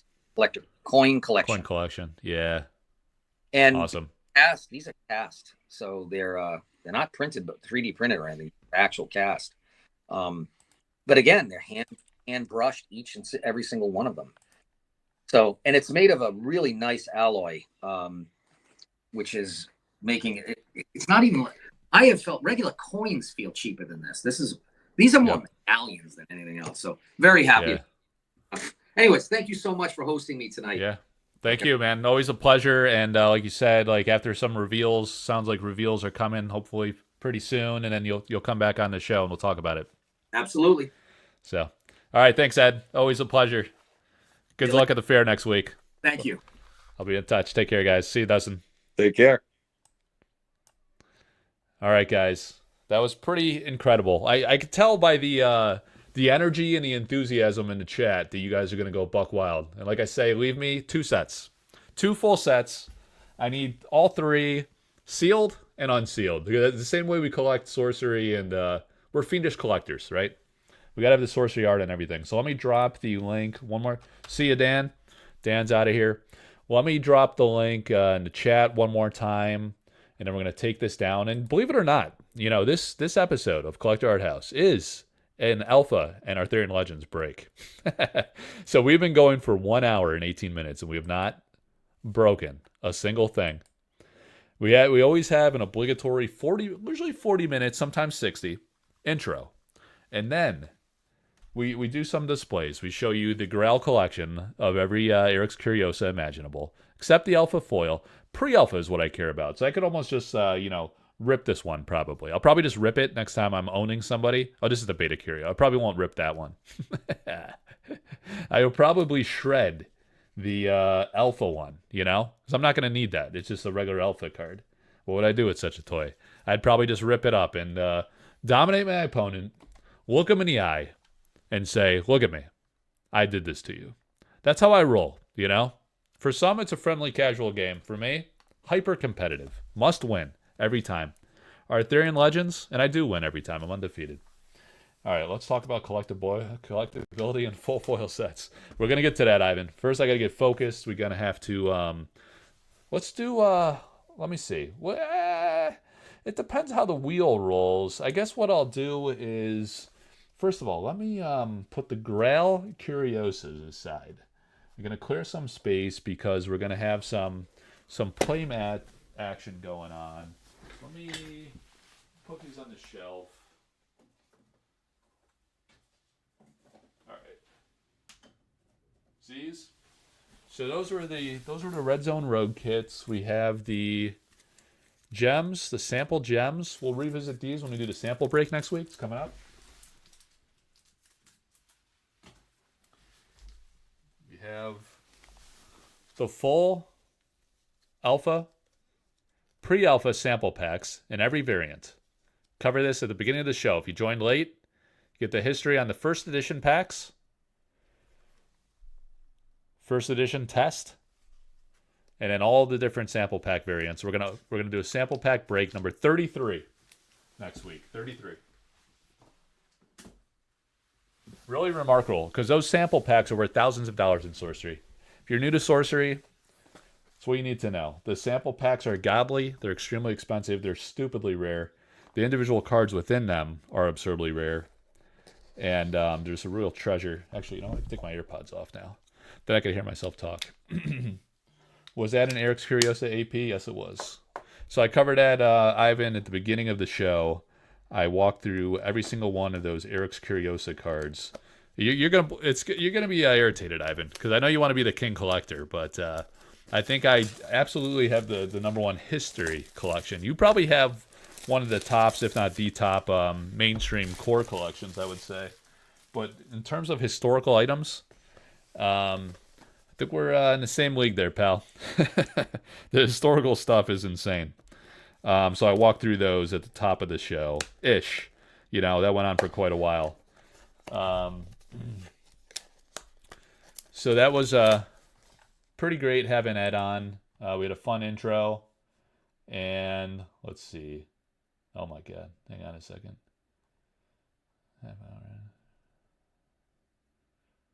Wow. Yeah, you guys are killing me here. I need to. So Ed was messaging me. He said everyone's buying 2 sets, 1 of the coins, 3 coins.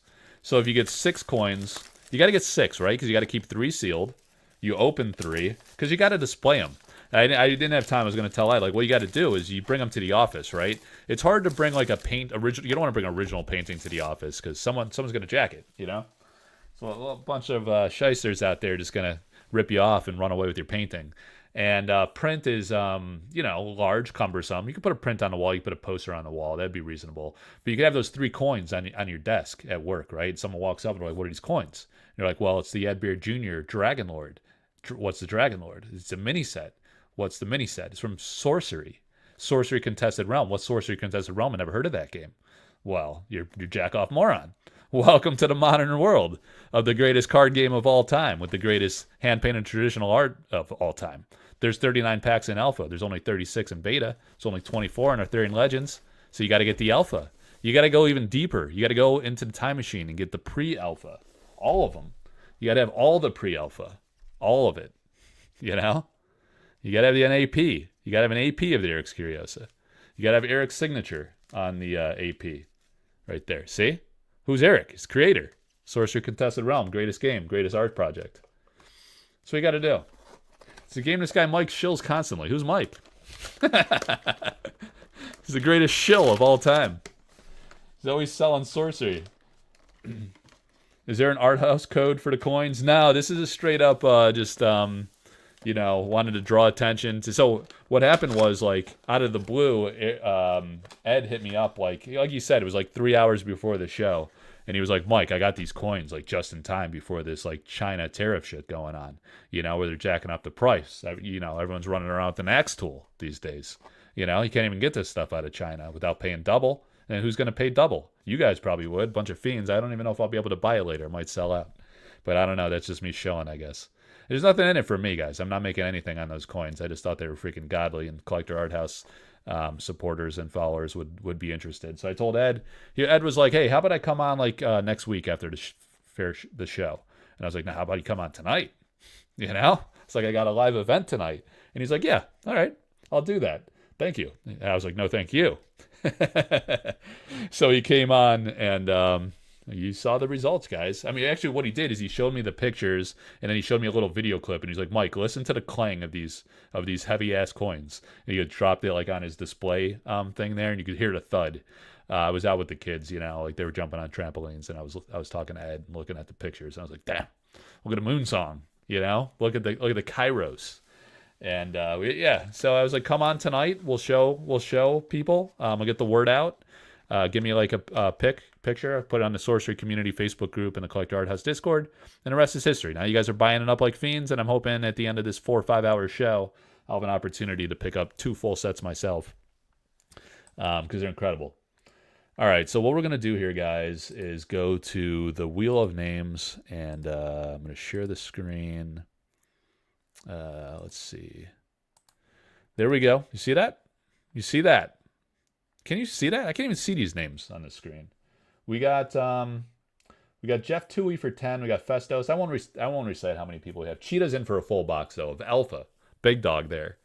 So we got Jeff Toohey, Festos, Cheetah, Justin B, Garrison, Roberto D, and Ethercept. I'm always fully prepared.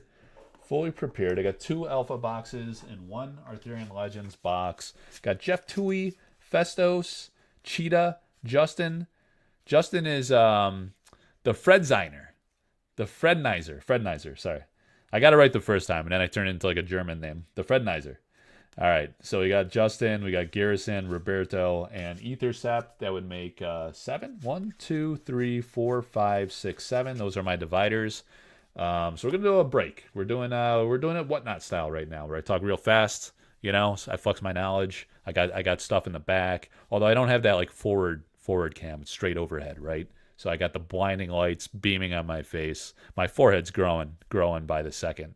Hairs are just spraying everywhere. They're just dissolving under the light. But I'll have a nice tan on my forehead when I go into work on Monday.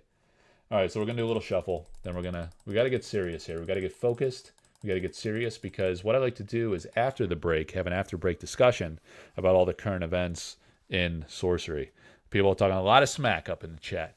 So we gotta get to it. We gotta talk about what's going on. Ivan wants to know what's the value of full sets. How do we value those? Oh, Roberto D, the Italian man in Spain. Roberto D. I don't know if I could ship to him anymore. I don't know. Does Trump allow shipping to Italian men in Spain these days? I don't know, man. I don't know. By the time I get off the show, the answer might change. You never know. Things are always in motion. A lot of change going on. You know what though? We got playmats too. I didn't show playmats yet. The guy called me the ultimate shill, and I didn't even show playmats. So Roberto D is going to go with one of the new Sorcery or Collector Arthouse and Severin Pinu collaborations. All right, so let me get Roberto off of the wheel. We're going to put him aside right there. He's going to have 5 alpha. All right, 5 alpha. So we're going to go back to the overhead cam. And what we have here, guys, is we now have the Collector Arthouse playmats that we did. So this was the Severin, the one Severin sold a while back. And then we have the ones, I had a couple samples that I had shown in the past. And you guys saw the picture. Go to the Sorcery Community Facebook group, and I can show you guys later. I teased that. I showed that. And you guys, a lot of you guys, hundreds of you guys ordered these playmats. A really great number. We're going to have more of these collaborations with artists in the future. Some already reached out to me and was like, Mike, hey, I saw you doing that thing with Severin. You think we could do some of my artworks? I was like, yeah, absolutely. Let me just see how this goes first, because I think like the packing and shipping is going to be an absolute nightmare now. So it's showing a little grainy in overhead cam. I'm not sure why, but what we have here is the single player playmat. I have 2-player versions and single-player versions of 3 artworks. We got the Philosopher's Stone, the Bower of Bliss, and the Kythera mechanism, of course. The most godly art of all time, the Kythera mechanism. I don't have the original painting behind me. I have all Ed Beard stuff and Gadu tonight. But we have the Philo Stone, we have the Severin Pinu logo that she puts on all her work, and then the small Collector Arthouse logo here. I have another design where the Collector Arthouse logo is within the stone, right? There's a lot less sales of these. A lot of sales of this playmat. People want it without the logo, more subtle logo, so you know it's the collaboration with Severin and I.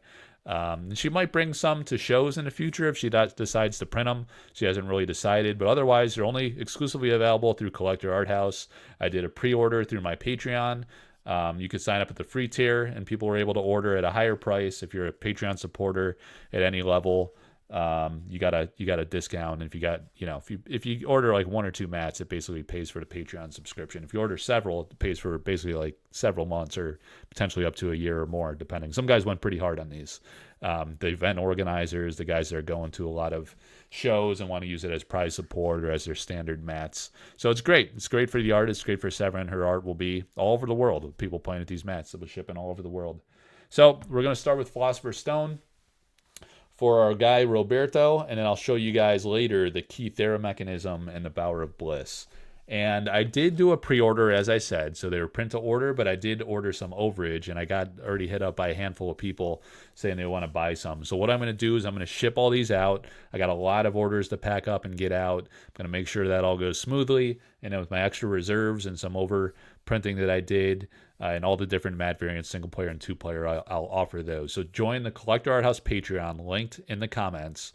If you join at the free tier, you'll get announcements and things like that. If you joined at the paid tier, you'll get a discount on the play mats and all kinds of things. All kinds of things are offered in time, as I really have great relationships with many of the artists and able to do special collaborations with them, such as this, embellished prints and other things.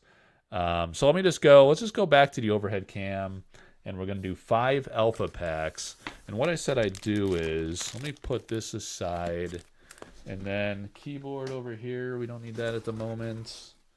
Get rid of that box lid. Roberto, so I'm going to put that there. And what I'm going to do is take out these packs, and we'll shuffle up the packs to give them a good mix.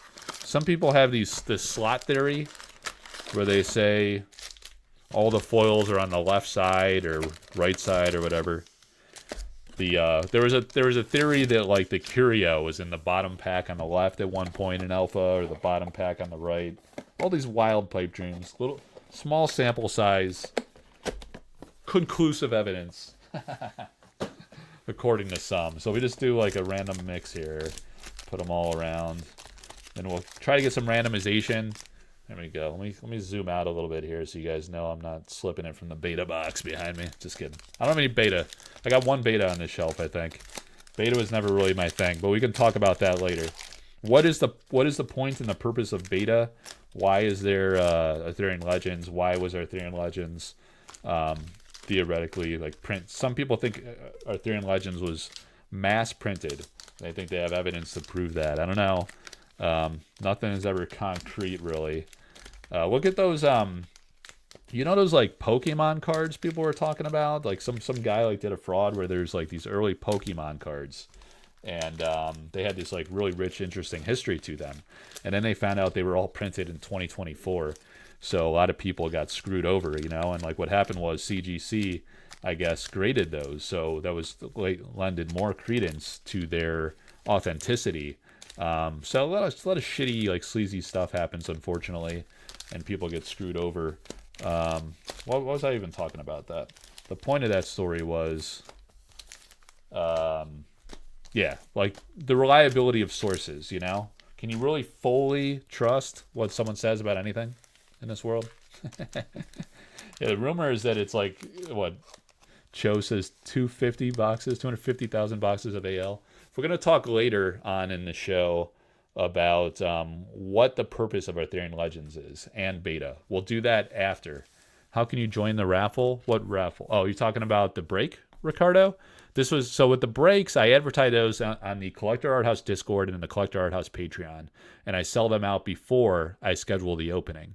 And then I don't collect payment until it sells out and I can schedule it. Same with the sample packs. So I love doing breaks. I have a lot of alpha, right? A lot of sources and means to get it. So I'd love to continue to do these. It's a lot of fun content. So 1, 2, let's pull some from the middle for more randomization. 3, 4, and then 5 packs here for our boy Roberto. 1, 2, 3, 4, 5. So long story short there, Ricardo, this break is sold out.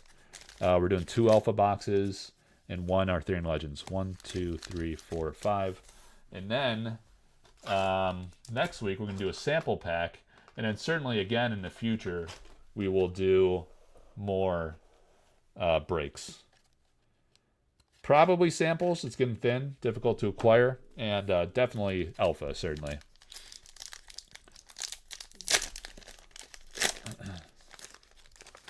Curio 100% and right side of the box. Don't know anyone who is old differently. There's a lot of typos there, pal. Mixing is a good thing. Yeah, mixing. All right. There you go. 100%. Curio theory. I don't know if I've pulled a Arthurian Legends, the Unladen Swallow. I've pulled. It's pretty insane because I've opened very little Arthurian Legends. I've done a few breaks, and let's see here. The Wicked Witch. I always stop in my tracks. I've seen so many of these alpha artworks, and I've actually sold a ton of these paintings. I've sold probably like, yeah, you know, if it's misspelled, it's probably CFH talking.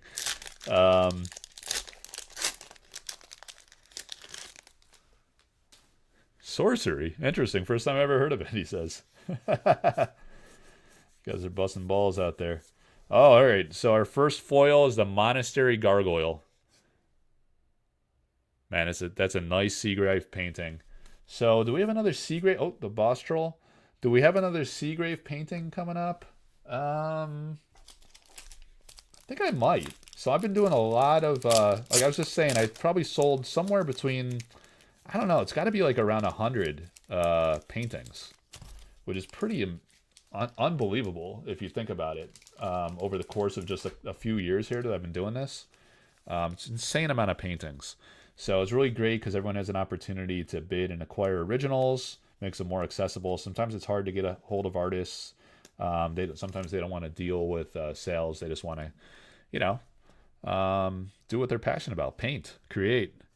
Don't want to deal with the business side. So it's really helpful, and it's great. Like art, I've shipped art all over the world, literally all over the world. Asia, Europe, New Zealand, Australia. I'm not too good at geography, guys. I don't know. A lot of countries, a lot of continents. That's all I know. Maybe planets too. I don't know.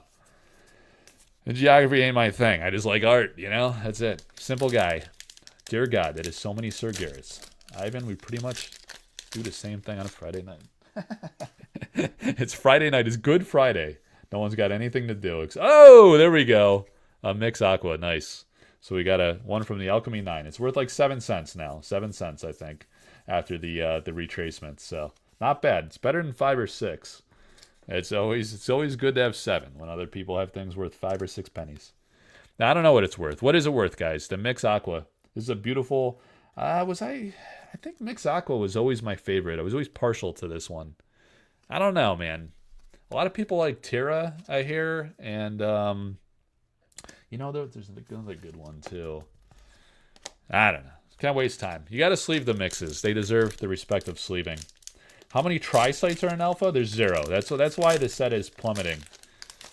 That is why. Ooh, a duel. How about a duel from alpha? The Oasis. Did I miss any curios yet, guys? I don't know. I mix up the packs, so I'm not sure anymore. All right. So in 5 packs, you got 1 exceptional foil and a mix. Not bad for Roberto. Roberto just recently got into the game, maybe like a couple months ago. And the guy was like, he came out guns blazing on Sorcery, man. He's like, dude, love Sorcery, love your content. I've told everyone. He recruited probably 50 people.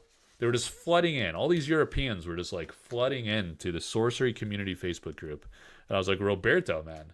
I think I was running a giveaway contest, and he won the contest. I put him on a wheel of names, and he won something. What did I give away, guys? Was it like an altar or something? Or I don't know. I got an uncut sheet giveaway coming up real soon here. With the pace that the community group is growing, we were at let's go back here, guys. I just got to make sure everything's okay. Look at a Sorcery community Facebook group. And you go to membership here. 4,963 members. 4,963. Sorcery community Facebook group. It says 5,000 because it rounds up. But we have 13 new members this week, so it's growing at a pretty good clip. We get a few people per day at least. So we are, what is that? 37 people away from the 5,000 milestone, and I'm giving away a non-foil uncut sheet from my personal collection to people that enter this contest. So you go to Sorcery Community Facebook group, you go to the featured banner at the top, right? And you're going to find the auction. So there's an auction every single night. We have a altar or artist proof typically every day of the week. And then sometimes once a week, especially lately, we've been on a real marathon with original paintings. This one actually just closed. I got to update this, but it's rude to do it while you're live. You shouldn't be managing auctions when you're live. Here we go. This is actually closed too. I got to update that as well. So we just sold the Recurring Spectre. Look at this amazing painting by Tony Sudlow from Alpha. That just sold for $4,700. So a nice sale. Beautiful, amazing Alpha. Look at some of these pictures, actually. We got to scroll through here because this is like the most gnarly Spectre. Look at that face. Oh my God. That is a winning. That is a trophy wife right there. You think it's a female, guys? I think it's a trophy wife. I don't know. It could be a male. Maybe a trophy husband. I don't know. With nails like that, that's aggressive. That's aggressive nailing. Look at that face. Dude, this is a sick piece. I showed it in one of my... Did I show it? Do I have it available? I won't. Maybe afterwards, if you guys want to see it, I could get it out. But it's sold now. It's not mine anymore. Anyway, you go to the featured banner. You find this post. This is my original painting of the Keith Era mechanism. And this uncut foil sheet laying in front of it is going to be given away once we hit 5,000 members in a community group. And here you go. Here's instructions to enter the contest. What you need to do is share this link to the Sorcery Community Facebook group because we want to grow it, grow awareness for sorcery. And then you include a screenshot proving that you shared it. And I'm going to go through the comments here, and I'm going to put every name here that shared the group onto the wheel. And someone's going to win this non-foil uncut sheet. There's only 24 of these disseminated in the world through Kickstarter. So, really nice. All right, enough screwing around. Back to the wheel. Roberto, yeah. Festos. All right, so we're going to get some. He has Alpha and AL. He only had to wait 1 hour and 41 minutes to get his 12 packs. So we're doing 6 and 6 for Festos. All right, Festos. Thanks for hanging in there, pal. Hopefully you were entertained. I aim to entertain. There he is. He's still there. Who else? Does Steve make you wait 1 hour and 41 minutes? That guy opens a box in like... Steve? Philo cards? He committed Harry on his show. It was a sad day. It was kind of sad. The way he just dropped the sword into his abdomen. But he's an entertaining guy. He has a nice show. He runs a tight operation. And... now he's opening Shard Bugs lately, and what other dead games and stuff. The dead games are cool. I love those. We had a great time at the Collector Arthouse after party at Sorcery Con, opening Frazetta cards and wild stuff like that. 1, 2, 3, 4, 5, 6. You saw me surgically remove them from the different piles. And then we have Arthurian. Do I have to mix up Arthurian Legends? Does anyone care about that? I don't know. I'll give you the box topper here. I'm going to give you the Alpha and the AL. You had a nice mix going, so I'll give those to you, Festos. So I'm going to give you those box toppers, and then do you care about? Do I really got to mix up these AL packs? I guess I could. There's tri-sites in there. I told you it's like Apple stock 2005, buying in 2005. You know, no one knew about the tri-sites until Itza put it out there that they're $1 million cards. And everyone's, should just liquidate their 401k as quickly as possible. Or just quit their jobs and buy as many of the... is this even mixing? Does this count as mixing? I don't know. He basically said just liquidate everything and buy as much AL as possible because those tri-sites is, serious retirement income. I think the tri-sites are the first sorcery card to pay a dividend as well. A dividend yielding tri-sites is, I think, the way it's coined it. Look at this Tony Sudlow art, man. I passed on buying this original painting, and I was always disgusted with myself. It doesn't even show it. It only shows the Grail. It doesn't show the two spirits next to it. But it's a beautiful painting, and I know who owns it, and it's not me. 2, 3, 4, 5, 6. I know Tony had mixed emotions about it not being a real card. 1, 2, 3, 4, 5, 6. There was a digital version of the card that was then desecrated. Or just simply not used is a better way to put it. It was used as box art. Beautiful box art. I love the pack art too. Box and pack. And it's on the box, right? Now I forget, man. Gonna make a liar out of me. It is. See? You almost made a liar out of me. There it is. You see the two spirits. It's an amazing painting, guys. I should have bought it, but I'm a moron. I make mistakes. I am contrary to public reports, I am actually a human being. I have feelings and emotions. I care about things. I care about people. I care about everything. Big feels. I'm making my own board game.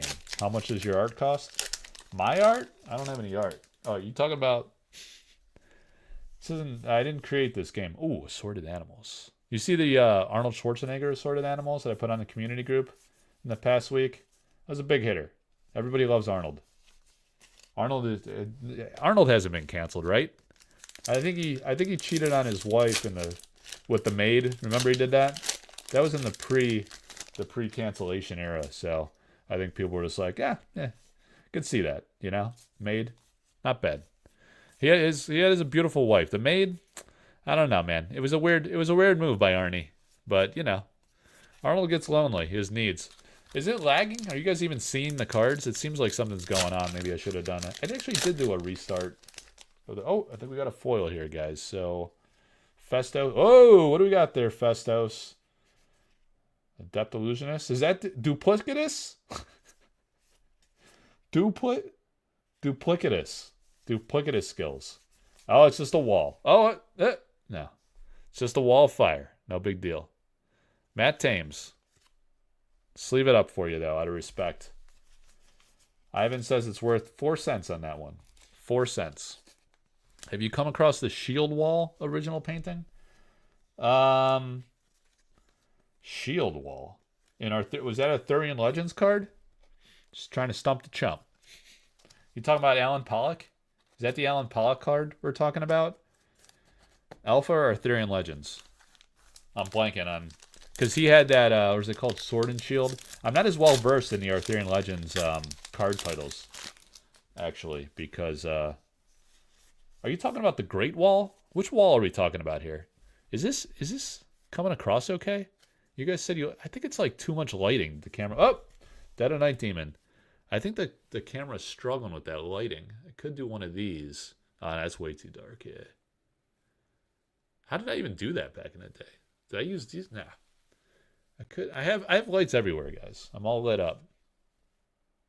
That's a wicked painting there. I don't know, man.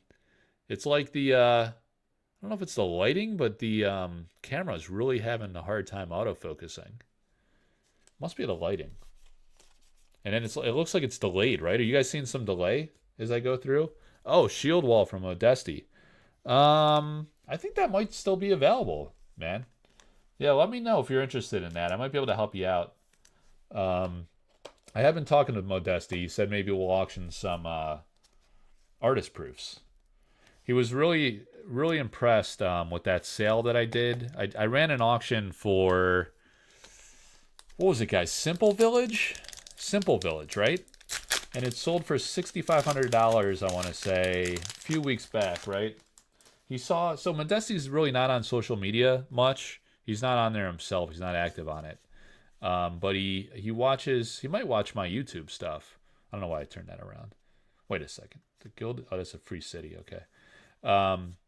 Extinguish. Guttering, not flickering. Only guttering. Nice. So, I don't know, man. All right, so what do you get? You got 2 foils, 2 ordinaries there, Festos. Yeah, Modesty, he's not on social media, but he emailed me yesterday, actually. He wished me happy Easter.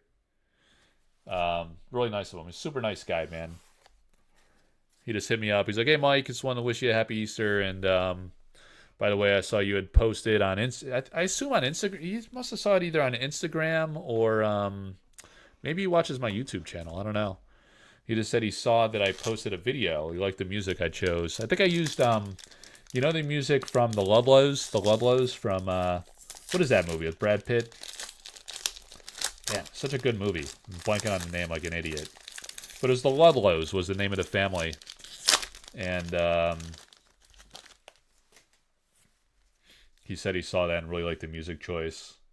All right, so we're opening Arthurian Legends now. I don't even know what I'm doing. Don't even know what to do with myself. Oh, Squire. I don't really want to look at Squires and acknowledge their existence. Dude, the Arc Lightning is a pretty interesting painting.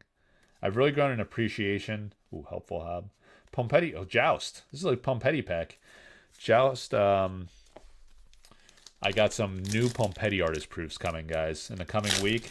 I'll run one in the coming week from Andrea Modesti. Or not a Modesti. What am I talking about? Getting my Italians mixed up. Vincent Pompetti. He really upped his game, man. And oh, Salmon of Knowledge. So there was a tarot card that Severin did of the Salmon of Knowledge. And Tax Collector. We sold that one recently. Common Village. I know who owns that one. Beautiful. Beautiful. Oh, Led Astray. I just sold that one recently, too. What do you know? That was last week's auction, right? The original painting of Led Astray. Really good card. What was I talking about, guys? Modesti? I can't remember what I was talking about. Just move on. Probably my favorite from this set, oddly enough. Yeah, Shield Wall. Is that the one that has the rainbow in the background? Oh, Face City. Love that one. Oh, Wedding Hall. Quad Sight. Is Quad Sight any good? It's a pond. Beautiful.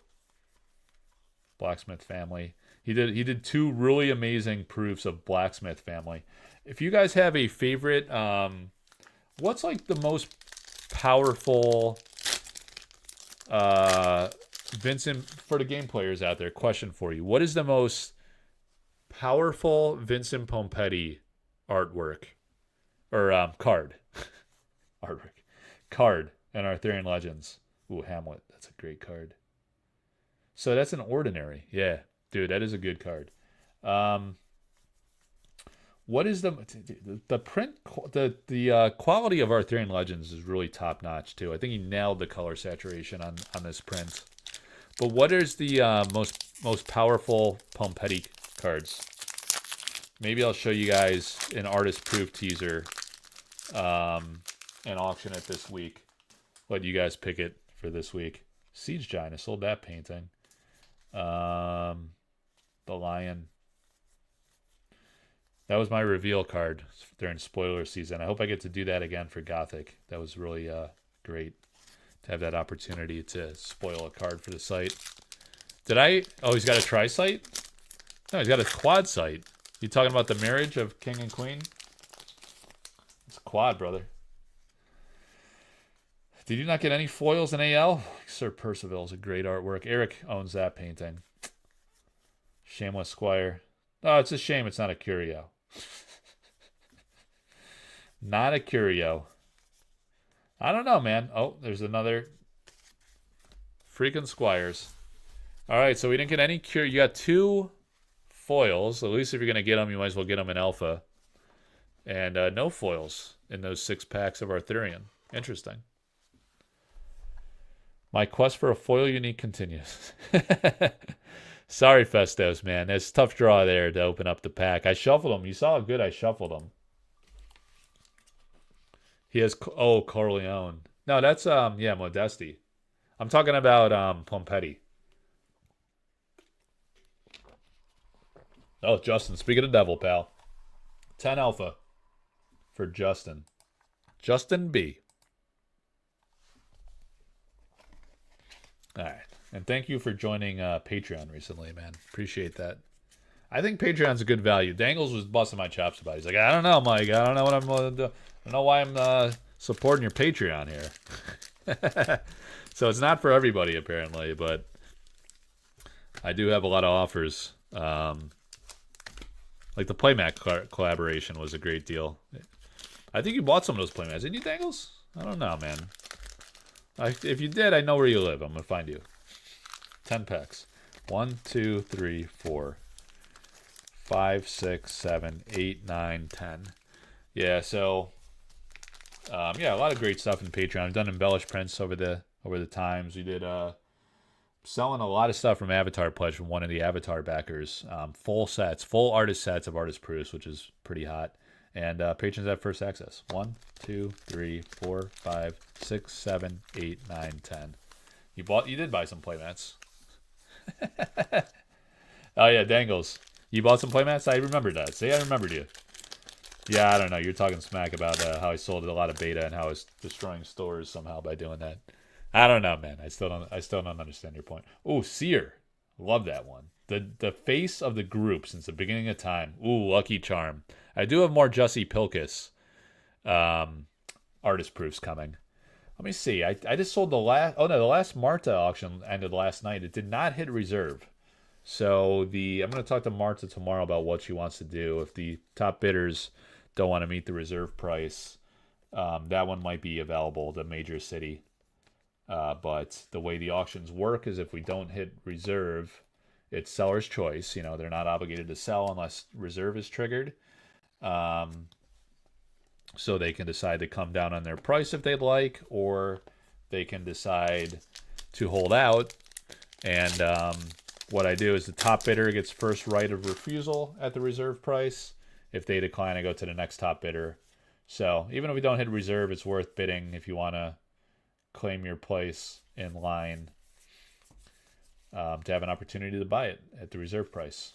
Sometimes it finishes close and doesn't quite trigger. Sometimes it doesn't. Depends on market dynamics and demand, ultimately. Do I play or just collect? I did play. I have played, but I mostly collect, I will say. It's like wearing a scarlet letter to say you collect these days. I don't know. People got beef with it. They want you to play. But try to play with my kids. I don't do that enough. I got 3 of them. So it's really hard to play. It's hard to dedicate more hours on top of all the content stuff I do. And shilling, as Dangle says. Shill house. All the shilling for the artists. Helping them sell their stuff. And showcase their great work. That's what I'm passionate about. Ed touched on how I also support many altarists. Because it's a great way to discover talent. It's how Eric discovered Vivian. No, not Vivian. Kyle Calazans, Marta Molina, and Elvira Shakarova. And then, I was supporting Atlas Thorn with selling his altars. Oh, you got a banger foil here, man. You see it? Chaos Twister. Oh, I love that card. Dude, that's going to be iconic in time, I think. You know? I really think that's a big card in time. Because there's a lot of magic guys in Sorcery. And this is a Chaos Orb throwback. So yeah, I support the Altarist, and he ended up signing Atlas Thorn as the latest Altarist to be officially commissioned for Sorcery, which is incredible. It was always the dream, supporting these Altarists, showcasing their work, creating awareness, visibility for them, value for their work. Of course, adoring art fans, and creating opportunities. And it's really a great breakthrough for Atlas Thorn to be the first to get that breakthrough. Ooh, you got a Mix Ignis. This is the one I was thinking of. Mix Ignis was always my favorite. Aqua is pretty nice too. We pulled that earlier. So we got a few mixes. Oh, you got another foil coming up too. I think it's an elite. Yes, another elite Wicked Witch. So you're doing really well here, man. You got two elites in a mix. Not bad there, Justin. I think we're only like halfway through as well. So why are my pennies inverted? Do some people not ship in top loaders? Maybe I'm just like destroying the earth with all these materials I use, but I like the cards to be well protected when I ship to you and have no issues. So I'll do that I don't do it for all the unique non-foil uniques, but I don't know, for some reason I always do the mixes. I know they're probably not worth a ton nowadays, but they're the Alchemy 9, they're precious cards, so I want to preserve them. Yeah, you're getting lucky, man. Does your friend with the blanks want to come down in the the Francesca Beralda artist proof set? I don't think so, man. Oh, and you got a non-foil version as well. That's pretty cool. No, the Berald set is big time. Having the Eric's Curiosa in there. She's such a big artist. And surprisingly, she was not in Gothic at all. So we're hoping we see Book of Kells. Amazing pre-alpha artwork hoping to see that in Gothic. the dome is a really good card. Guess I don't know. I guess the resolution's coming through okay.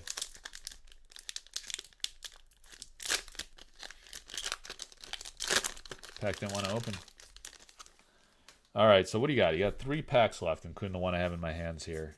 Conqueror Worm. So that's interesting. What do you guys think of the original painting on that? This one might come to market. This is a really sick-looking, beautiful painting. That one might come to market. I'm working out a deal potentially for another Seagrave or 2. Man, I got like, it's gonna keep coming. We're gonna have a painting this coming week. I think I don't want to say what it's gonna be right now. I don't know. I gotta check. I gotta check with the owner to see if we're running that one this week, or if he wants to give it a week, if he's gonna, what we're gonna do with that one. But I have a few others in hand. That I will be offering. So stay tuned. We're gonna run an auction one way or another. There will be a featured painting this week, kicking off Sunday night and running through Friday. We typically do about a week on paintings, so that'll be a great opportunity. All right, Cave Trolls. I don't know. You went cold on those last couple packs, but you did pretty damn well there, Justin. So congrats, man. You got 2 elites, the Wicked Witch, the Chaos Orb. You got an exceptional Giant Shark and exceptional Lucky Charm in the mix. Not bad at all, dude. All right. So I'll get that shipped off to you. No problem. Easy peasy. And again, thank you for joining the Patreon recently. Appreciate that a lot. All right. Back to the wheel. 4 more people, man. Seems like light work, but we're going to open are we doing a full box right now for Cheetah? What I'm going to do on that is I'm going to leave him on the board, and then after we do everybody else, we'll come back and do... I got a full box, like, unopened here, right? So we're just going to give him this full box instead of, like, bridging it over 2. I could do something... I don't think that's the right thing to do. I was going to say I could do the rest of these packs and then go into this for a total of 39, but I'm just going to give him the full box. Go Cheetah. I'm going to get through the other ones first, and then we'll finish with a full box. That'll be more interesting, too, because then we can see, like, collectively all the hits he gets. So I'll leave him on the wheel, and I'll spin again.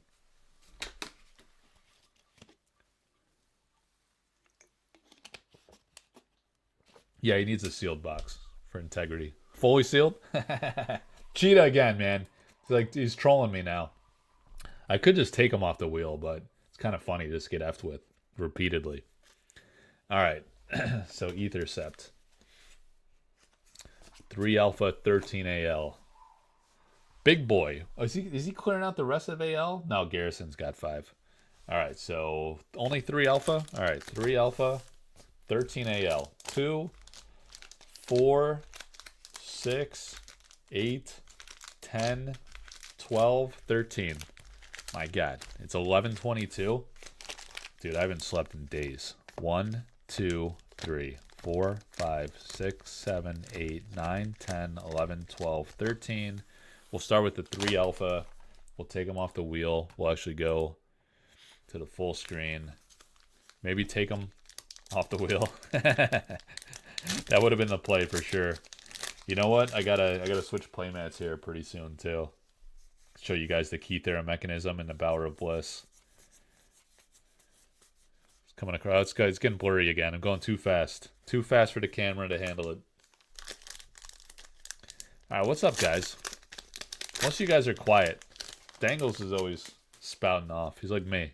He's constantly chatting in the Discords. And even in the live streams here. I don't know, man. Is it laggy? What is going on with this camera? I think the lighting's wacky. 3 Alpha packs. No dice yet for Ethercept. Festos is still here. All right, so we're good. We're good. Cold Ritual. That's a solid hit.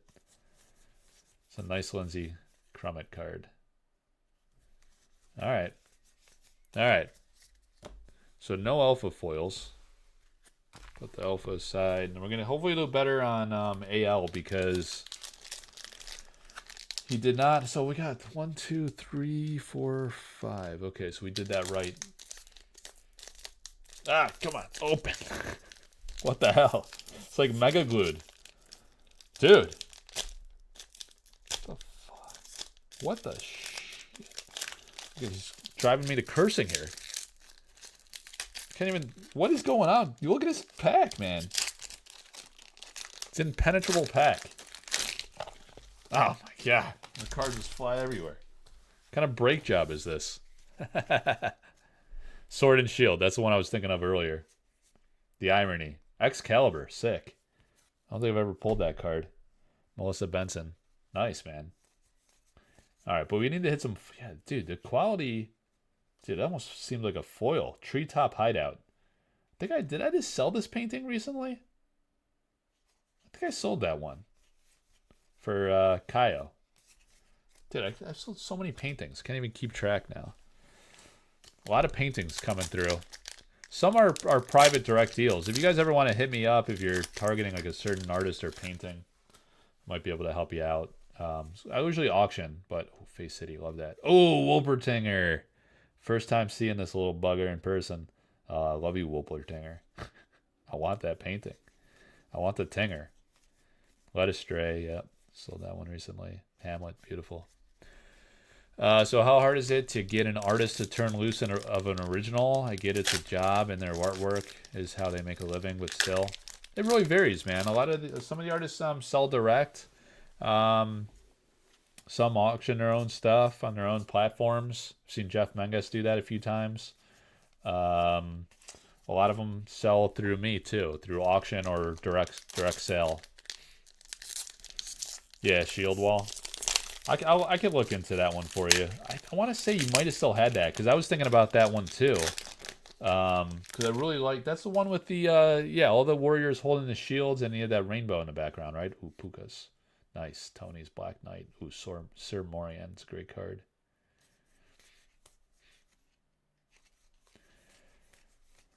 Yep. Yeah, remind me later, man. You're going to have to DM me because I'll probably forget, but just let me know. It is tricky with Modesty. He doesn't sell a lot. Ooh, although I own a lot of his. Sir Tom Thumb. Margaret Organ Keene. Foil.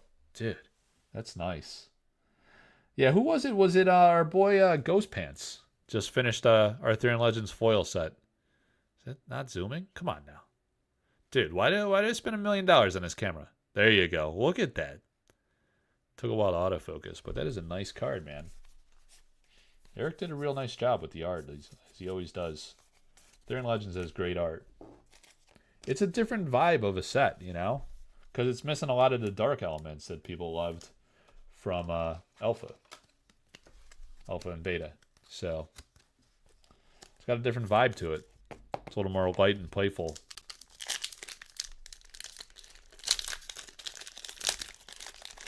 Getting hungry. Not gonna lie. I'd love like Danny's favorite right now. Maybe Danny's favorite from Wegmans. Let's talk about food for another hour. Let's not, because I'm pretty hungry. I'm gonna start getting hangry.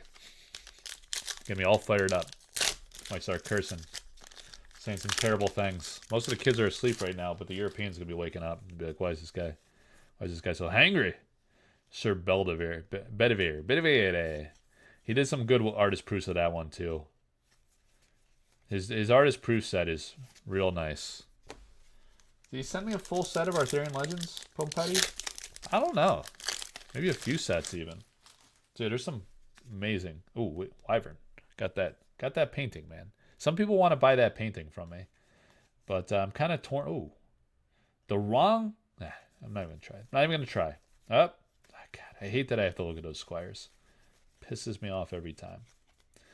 Yeah, I don't know. Some people want to buy the Wyvern. But I don't know if I want to sell that one. It's framed. It's big.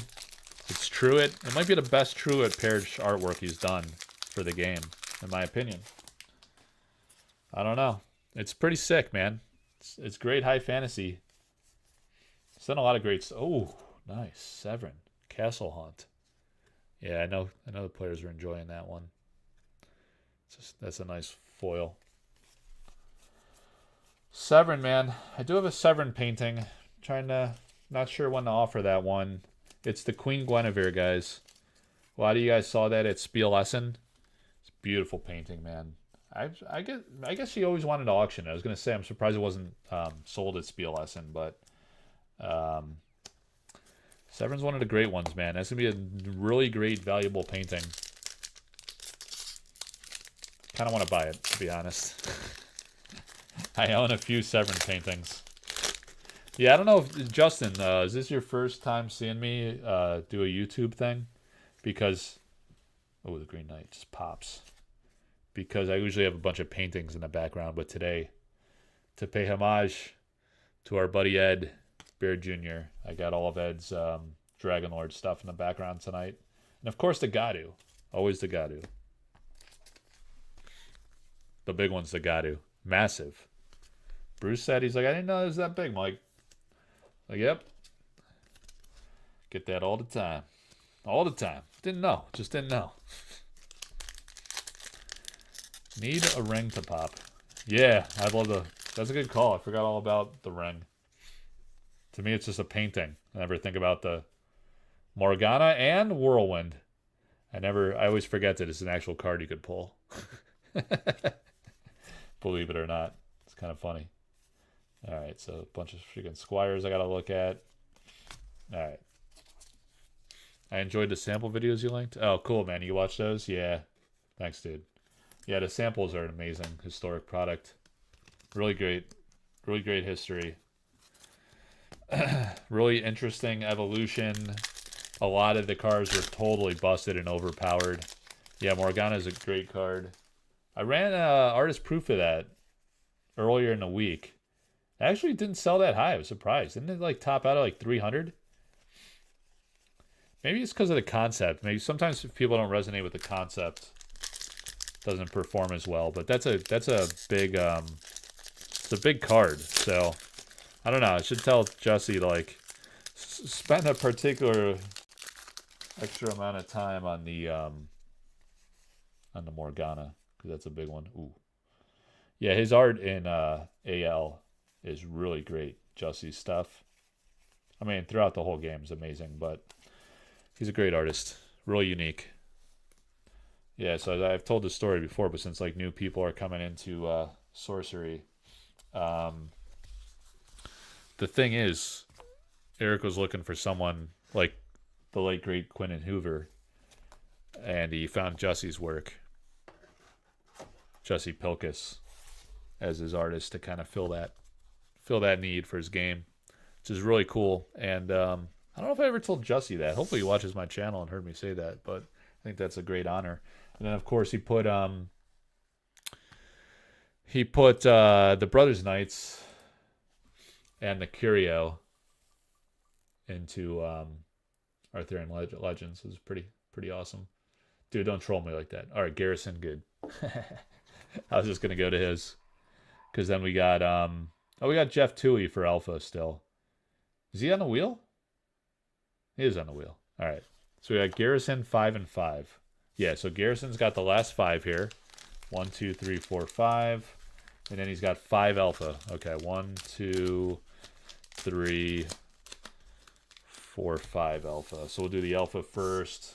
He's coming off the wheel. And Garrison 5 and 5. Yep. All right. It'll be fun when we do the full alpha box. Really curious on that. Oh. Maybe you guys think we'll get this done by midnight? I don't know. Got a guy coming by the house, do some work at 8 a.m. So you can't sleep. You can't sleep when you're doing this kind of thing. It's inefficient. There's no time for it. Cannot do it. All right. I got a lot of packing of playmats to do, guys. Ton of playmats. We got another elite. So we're hitting a lot of elites in this box. I don't know. Sometimes people say when you hit a bunch of elites, it's a sign you're not going to hit a unique. So, but you don't necessarily have to, per se, in alpha. Obviously, it's nice to.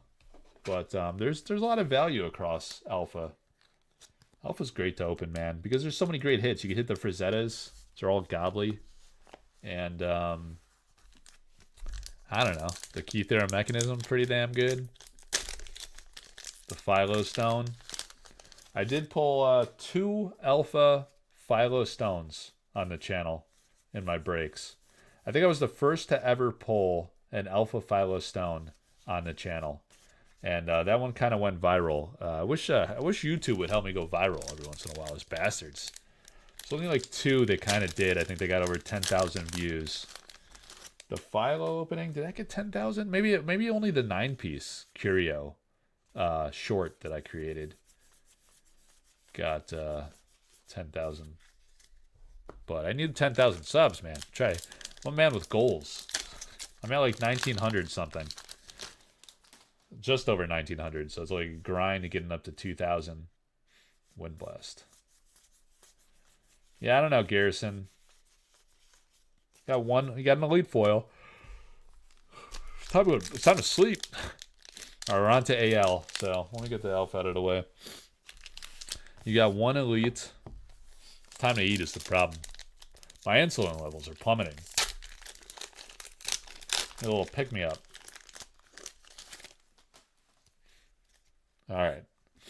We're opening AL, Snowball, great card. Oh, I thought it was a tri-site. It was only Avalon. Quad site, so no winning lottery tickets. You're going to have to work a few more years. Try to get a few more tries. Tri-sites. Steve Jobs era Apple, early days. Pre-Jobs. You got the tri-sites. Next thing you know, you're a millionaire. Perilous Bridge. Where is Itza tonight? Is he doing things? What would Itza be doing on a Friday night? Shining his guns? Like Lieutenant Colonel Frank Slade? You think he's like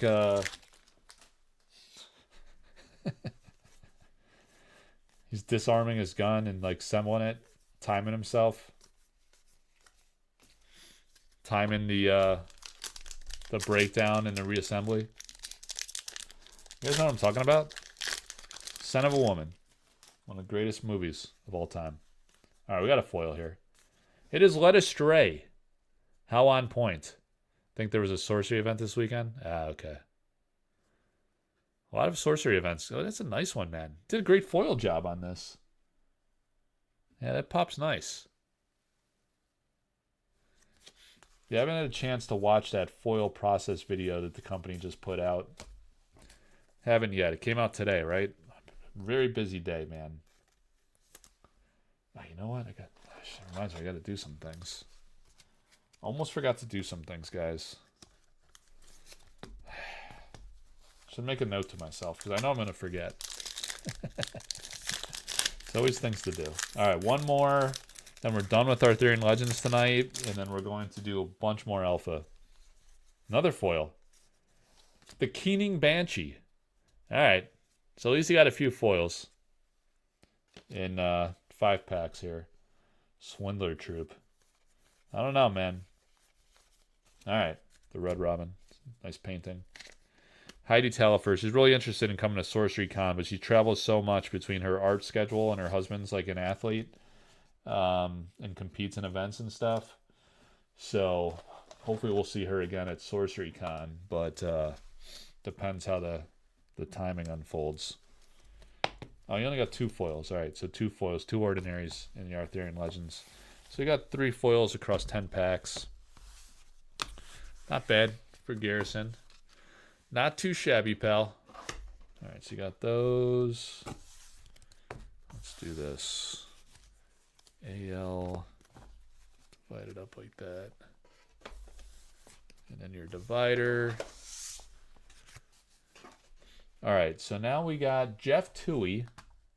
I'll show you here. On the wheel, you got to keep spinning until we hit Toohey.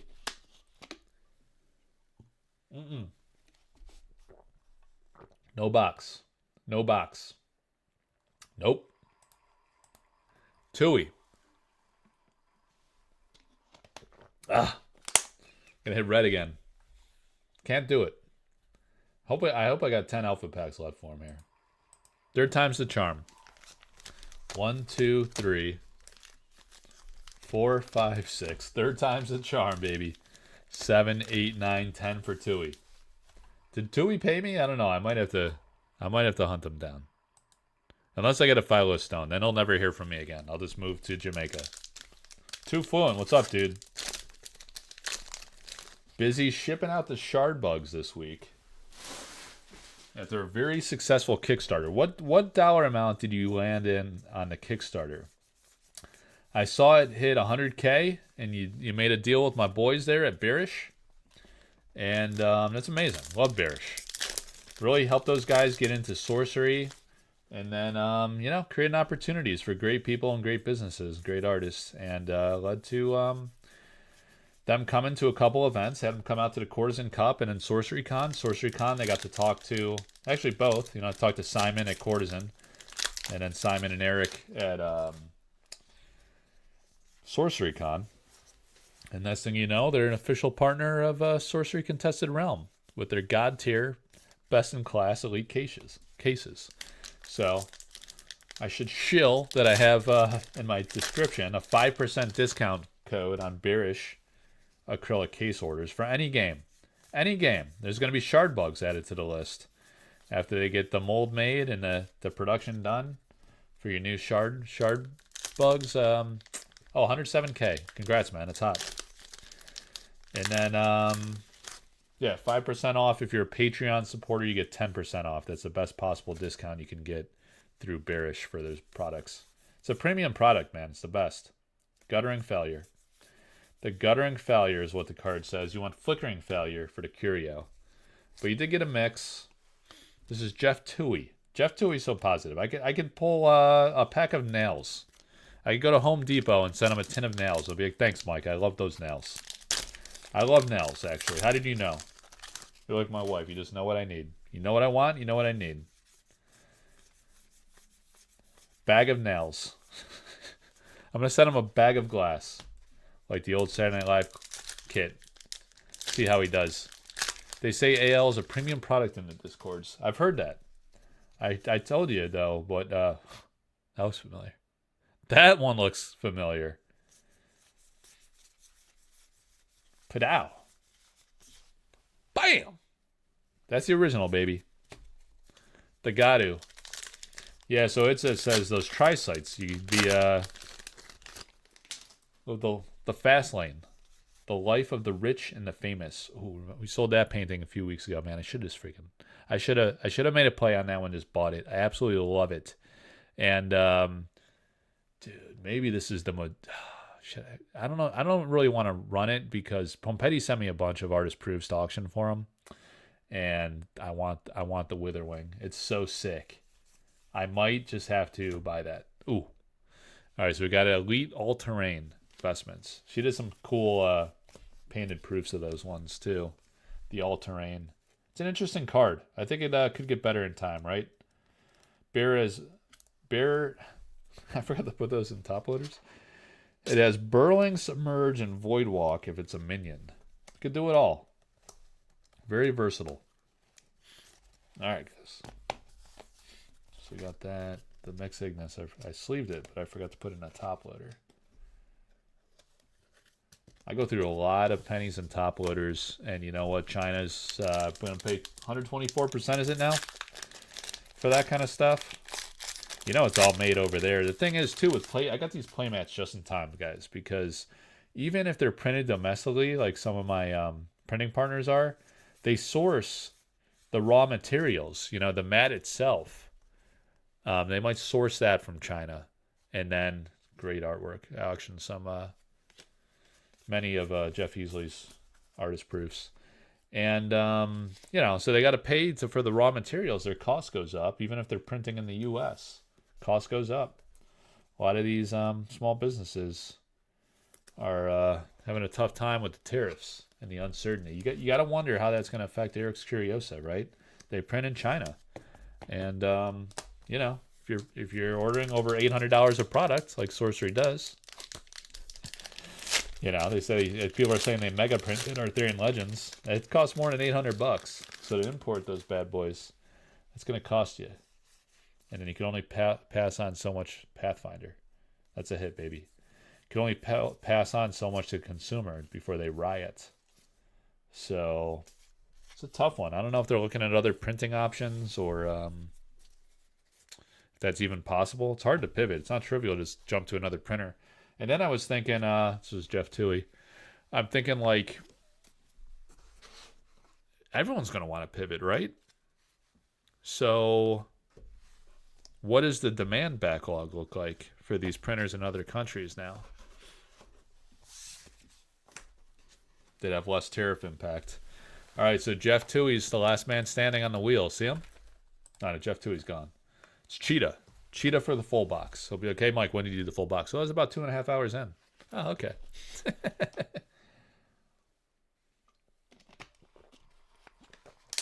My whole face hurts from my throat hurts. Everything hurts from lack of nutrition. And just talking my face off for 2.5 hours. At least Ed came in here and talked for a while. That was a nice pick-me-up for everybody. All right, guys. Look at this, by the way. Did you guys go to this? Look at this. I gotta. Let me drop this. Let me show for Ed a little bit more. Hang on. You got that. If you missed the Ed segment, you can go to this website, which I just linked, and it's on the screen right here. Ed Beard Jr. Collector coins and medallions. Look at these. You got the Kairos from Sorcery, from the Dragonlord mini set. You got the Moon Song, which we don't know. This is one he did a long time ago. So if it's in the mini set, I mean, it's possible because he wrote stories about. He said he conceived the stories of these dragons like a long time ago, and he did this painting a long time ago. And he said it's his best-selling work, I think, or one of them. Yeah. So I don't know. Eric would have had to license it for use in the mini set. It wasn't like specifically painted for Sorcery like the Kairos was. Freaking phenomenal. You can join Ed's Patreon, by the way, too, and watch him paint every one of the Dragonlord mini set paintings. So I've actually personally seen a lot of the paintings, so I know which ones were done specifically for Sorcery and which will be in there. But I don't, since Moonsong was done previously, I don't know, would have had to been licensed. And then this one, I think he said, was one of the Elder Dragons, so it was a concept from Magic era. So I don't know, good book. I guess he could license that one too potentially. But there they are, $34.95 per coin, 3 coins. He should have showed the packaging, man. Did he show it? Let me see a quick view. Nice. Yeah, you got to show the packaging, Ed. If you're still watching, man, I'll have to tell him later. I was like, show that packaging, dude. It looked hot. I'm telling you, everyone's gonna want 3 sealed, 3 to display. I kind of want it sealed more than displaying it. The packaging just looks so awesome. I don't know, man. It's a pretty hot item. It's the first mini set in Sorcery Contested Realm. It's not an Eric's Curiosa Sorcery Contested Realm official product. Obviously, it's Ed Beard Jr., but it's art from Sorcery, at least one of the 3, and then we'll find out about the other 2. I don't know if he dropped us a hint there. He's playing kind of coy. He's like, I don't know. We'll find out pretty soon. Some reveals. I wonder if they'll reveal the full set, or maybe just like one of those. Let's say like one of them's definitely in the Kairos. We know that. All right, so people say, all right, so bottom right is the Curio pack. Some people say foils are on the left. Let's open the right side first. So this is for Slow Cheetah. Let's see how he does on the right side. See if we hit that Curio on the bottom right. We'll be on high alert for that. And then we'll see if the theory about foils being on the left row or column. It's not a row, right? People call it a row, I think. It's more of like a column, I would say. Oh, Immortal Throne. So we hit a first unique. And this was the case where we haven't had any unique foils yet. So in Alpha, I opened all of what? I opened all of. In the Alpha? You open all your Alpha boxes? I remember you got a case, right? You were like conflicted. Should I open this case? Twist of Fate of the unique. From the great Santiago Caruso.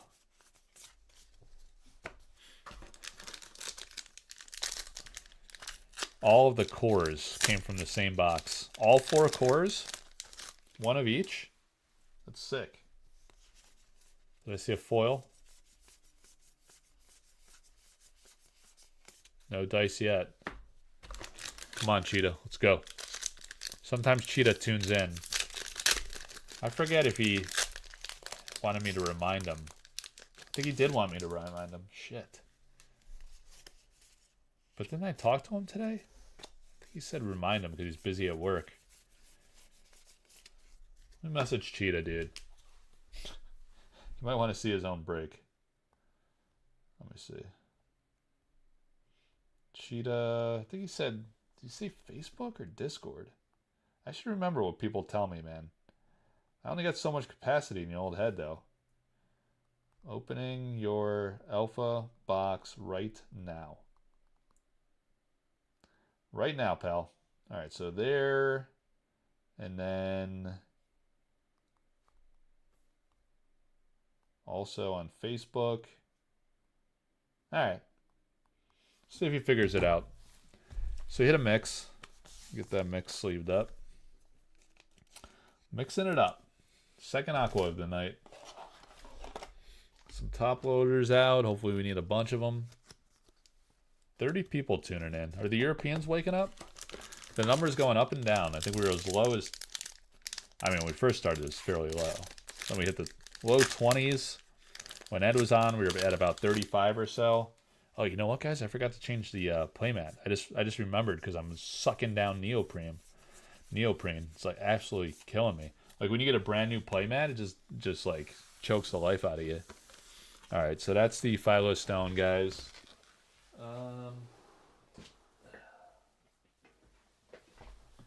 Looks like we're going Bower of Bliss next for a little bit. All right, now the Bower of Bliss. You guys saw the Philo Stone. And here's the Bower of Bliss. Beautiful single-player playmat. I also have it in 2-player. Getting the 2 logos, Severn Pinu, Collector Arthouse. And Ed Bear Jr. said, like, when the Dragon Lord mini set comes out, he's going to do a special Collector Arthouse series playmat that we'll collaborate on. So I'll offer that. He's going to weave it into the design somehow of maybe the Dragon Lord lair. So you guys can look forward to that. Maybe I'll look to do a deal for patrons again, special pricing, but then offer it perhaps beyond that as well. I assume, it depends how Ed wants to structure it. It's his call, of course, his art. But yeah, it'll be fun. I appreciate the artists willing to work with me and do some great things. Help each other out, That's what life's all about. You help each other out.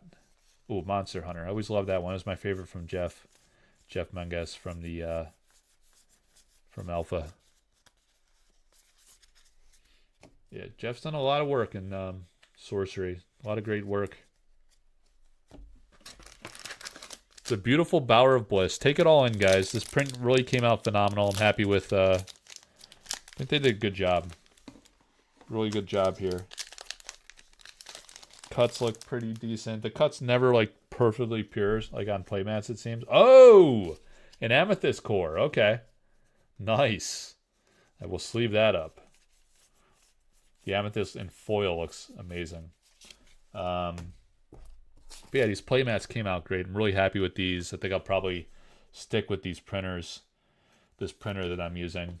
And like I say, it's a domestic printer, but they might source the raw material, the mat itself, in China, even though they print domestically.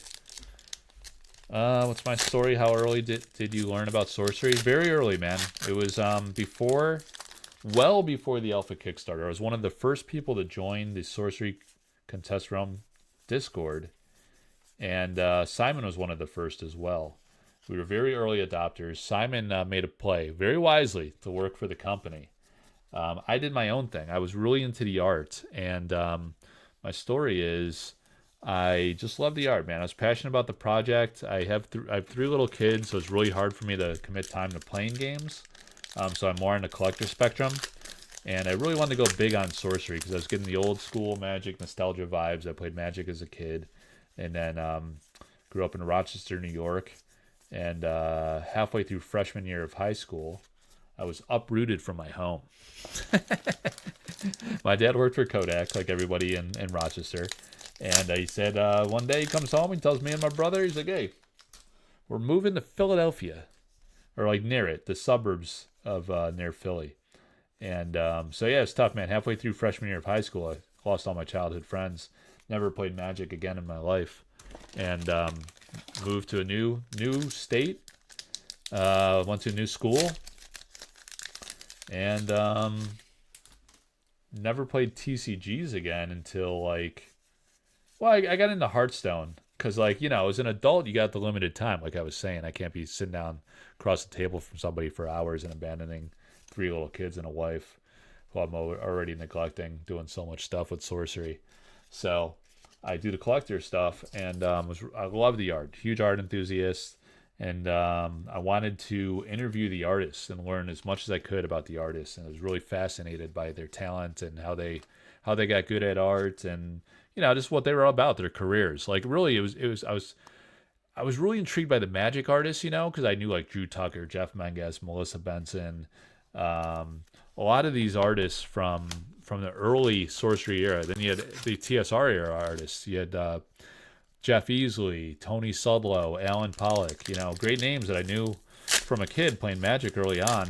And I wanted to interview them, get to know them. So I created the www.collectorarthouse.com. I wasn't doing YouTube at all, anything like that. I was like, I'm just going to create a website. I had no idea how to make a website. So I did a lot of YouTubing. All right, so we didn't have a curio on the bottom right. We got only one foil on the right side. And I was like, yeah, so, you know, it might be awkward to be on camera and do YouTube. I didn't do YouTube at all. So I was like, I'm going to create a website. And my idea for the website was twofold. One, the first was I wanted a place to interview all the artists. So I did many written Q&A style interviews with the artists. Another foil. And it's working now. Maybe I was struggling with the background with the focus before. Really loves this Bower of Bliss for the background. So I did a ton of artist interviews, really got to know them very well, developed friendships with the artists. And I decided one day that, actually, I also used the website to go find across all their social medias. I was interviewing them and just like super fascinated by the art and in love with the hand-painted traditional art of this game. Discovered their full art images on Instagram, Facebook,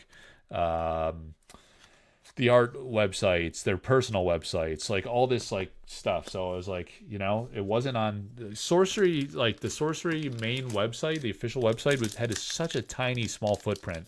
I think Eric said he had his wife develop the website initially. It's very bare bones, you know. They had almost nothing about the art. And I was like, dude, the art of this game is sick. Someone's got to showcase it. So I curated all of the full art images I could possibly find. And I got almost all the alpha ones up there. Everything I could find. So I got like a page dedicated to that. Now, of course, I'm doing the same for Arthurian Legends and stuff like that. And then I started to expand. I was like, you know, Sorcery needs a Facebook community group. I was noticing these other games had like a Facebook group. Sorcery only had a Facebook business page at that time. So I created a Sorcery Contested Realm community Facebook group. And I was like, I'm going to grow this thing so freaking big. You know, it's going to be huge. It'll be a great community, needs a presence on Facebook, you know, because I was on Discord. Eventually, I started Collector Arthouse Discord later, but I created a community Facebook group first on February 7th, 2002. And every single day I've posted there very passionately, sometimes many times a day. People say there's nothing to talk about during the lulls of Sorcery. There always is, man.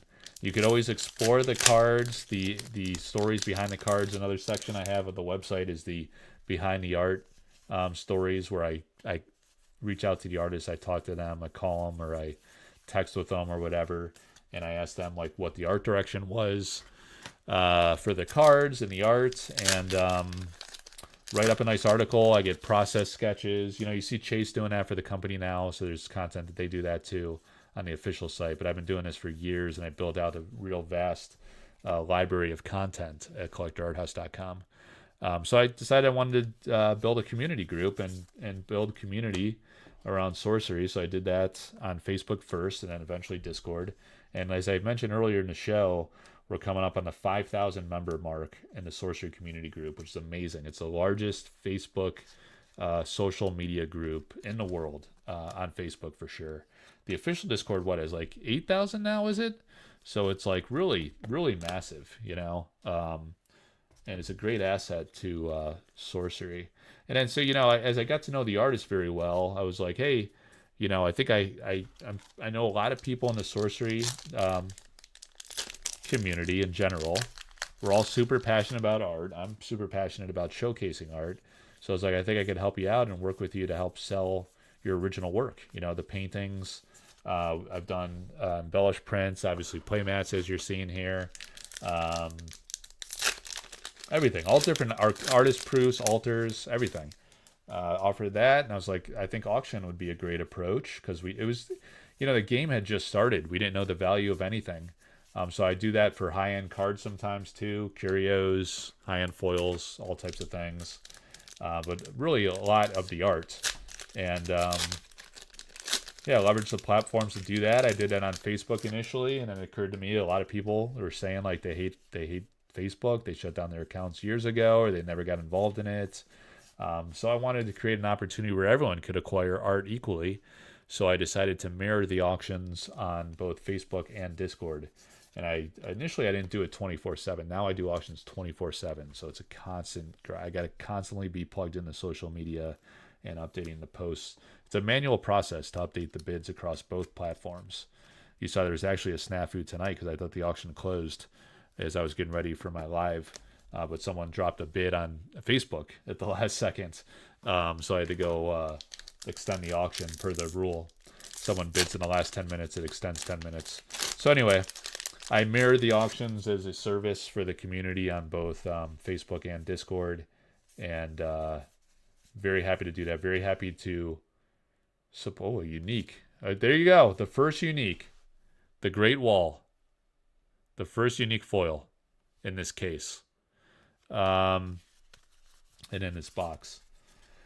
So I showcased the art, and then I said it like after a while working with the official Sorcery artist, I was like, you know what? These altarists, it's such a hyper competitive market, and it's really hard to discover great altarists, or really, for them to build awareness for their work and value for their work. So I was like, I will work with altarists, because I want to, of course, help the artists of Sorcery and help the game of Sorcery be successful. But I'm really passionate about giving the art community and the art industry as a whole, being an advocate for hand-painted traditional art, like I was talking about with Ed Bear Jr. In the age of digital art and AI especially, being a threat to human ingenuity and creativity in an artistic form, it's really important to be an advocate for hand-painted traditional art, and Sorcery is such a beautiful homage to that. That's another reason why the game resonates so strongly with me. So I do that with altarists in hopes that they get discovered. Yeah, I need to get the wife and kids are too young, but I need to get the wife and kids involved. And yeah, create opportunities for them, create value, and the fans really appreciate it. People are having a great time collecting altars and artist proofs to supplement and augment their deck, bring out their binders. I collect that stuff. I don't play with the cards, but I love filling out the binders. Just like, I love art, original paint. I have many original paintings, probably around almost 20 original paintings from Sorcery. And I love the artist proofs and altars and all that stuff. I buy up that stuff and collect it just because I like the pieces that I can like connect with emotionally, or on some level of stuff I'm into that resonates with me for whatever reasons. That's why it feels good to support the artists and to own their work and to have art that kind of inspires those thoughts and that sentimental connection. All right, guys. So we have the Keythera mechanism as our last playmat to showcase for our third and final sleeve of this second and last box. So the Keythera mechanism, beautiful, beautiful art by Severin Pinu. It's a single player playmat. So we have, again, the Collector Arthouse logo, the Severin Pinu logo, very tastefully and subtle off to the side there. It's not on the main game piece spaces of the grid. And real nice artwork here by Severin. It's a beautiful, I think I did, I had some samples of that too. And let me see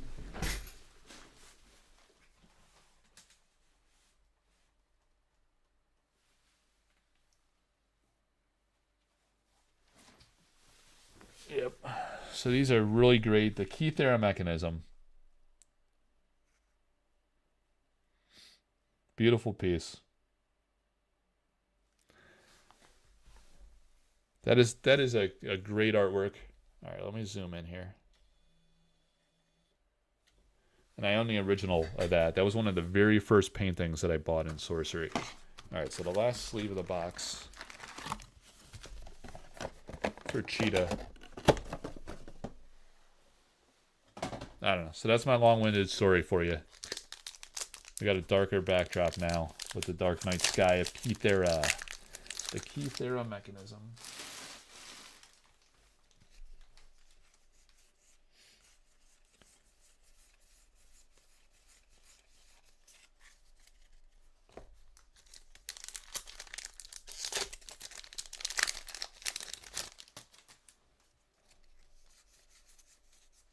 Cave Trolls.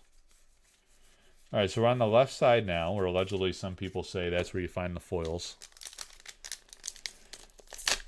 Who's still with me? You guys blacking out yet? I thought I might finish by midnight, but no dice. Bridge Troll. Not a curio.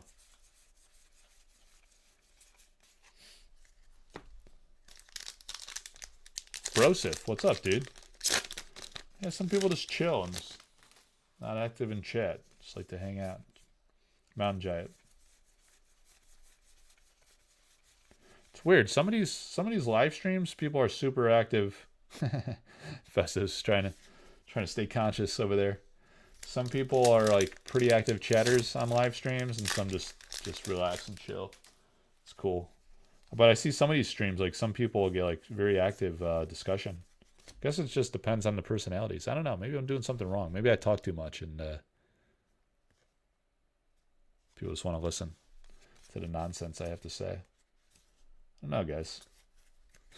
We're here to listen to your sultry voice and get a nice stream of dopamine with the pack openings. It's a nice way to put it. The Stormy Seas, man. Sold that one a while back to our boy in the Discord there, Maggio from Puerto Rico. Same place as Shardbugs. Oh, you just hopped on, Ghost Pants? I mentioned you earlier, man. I forget what it was about.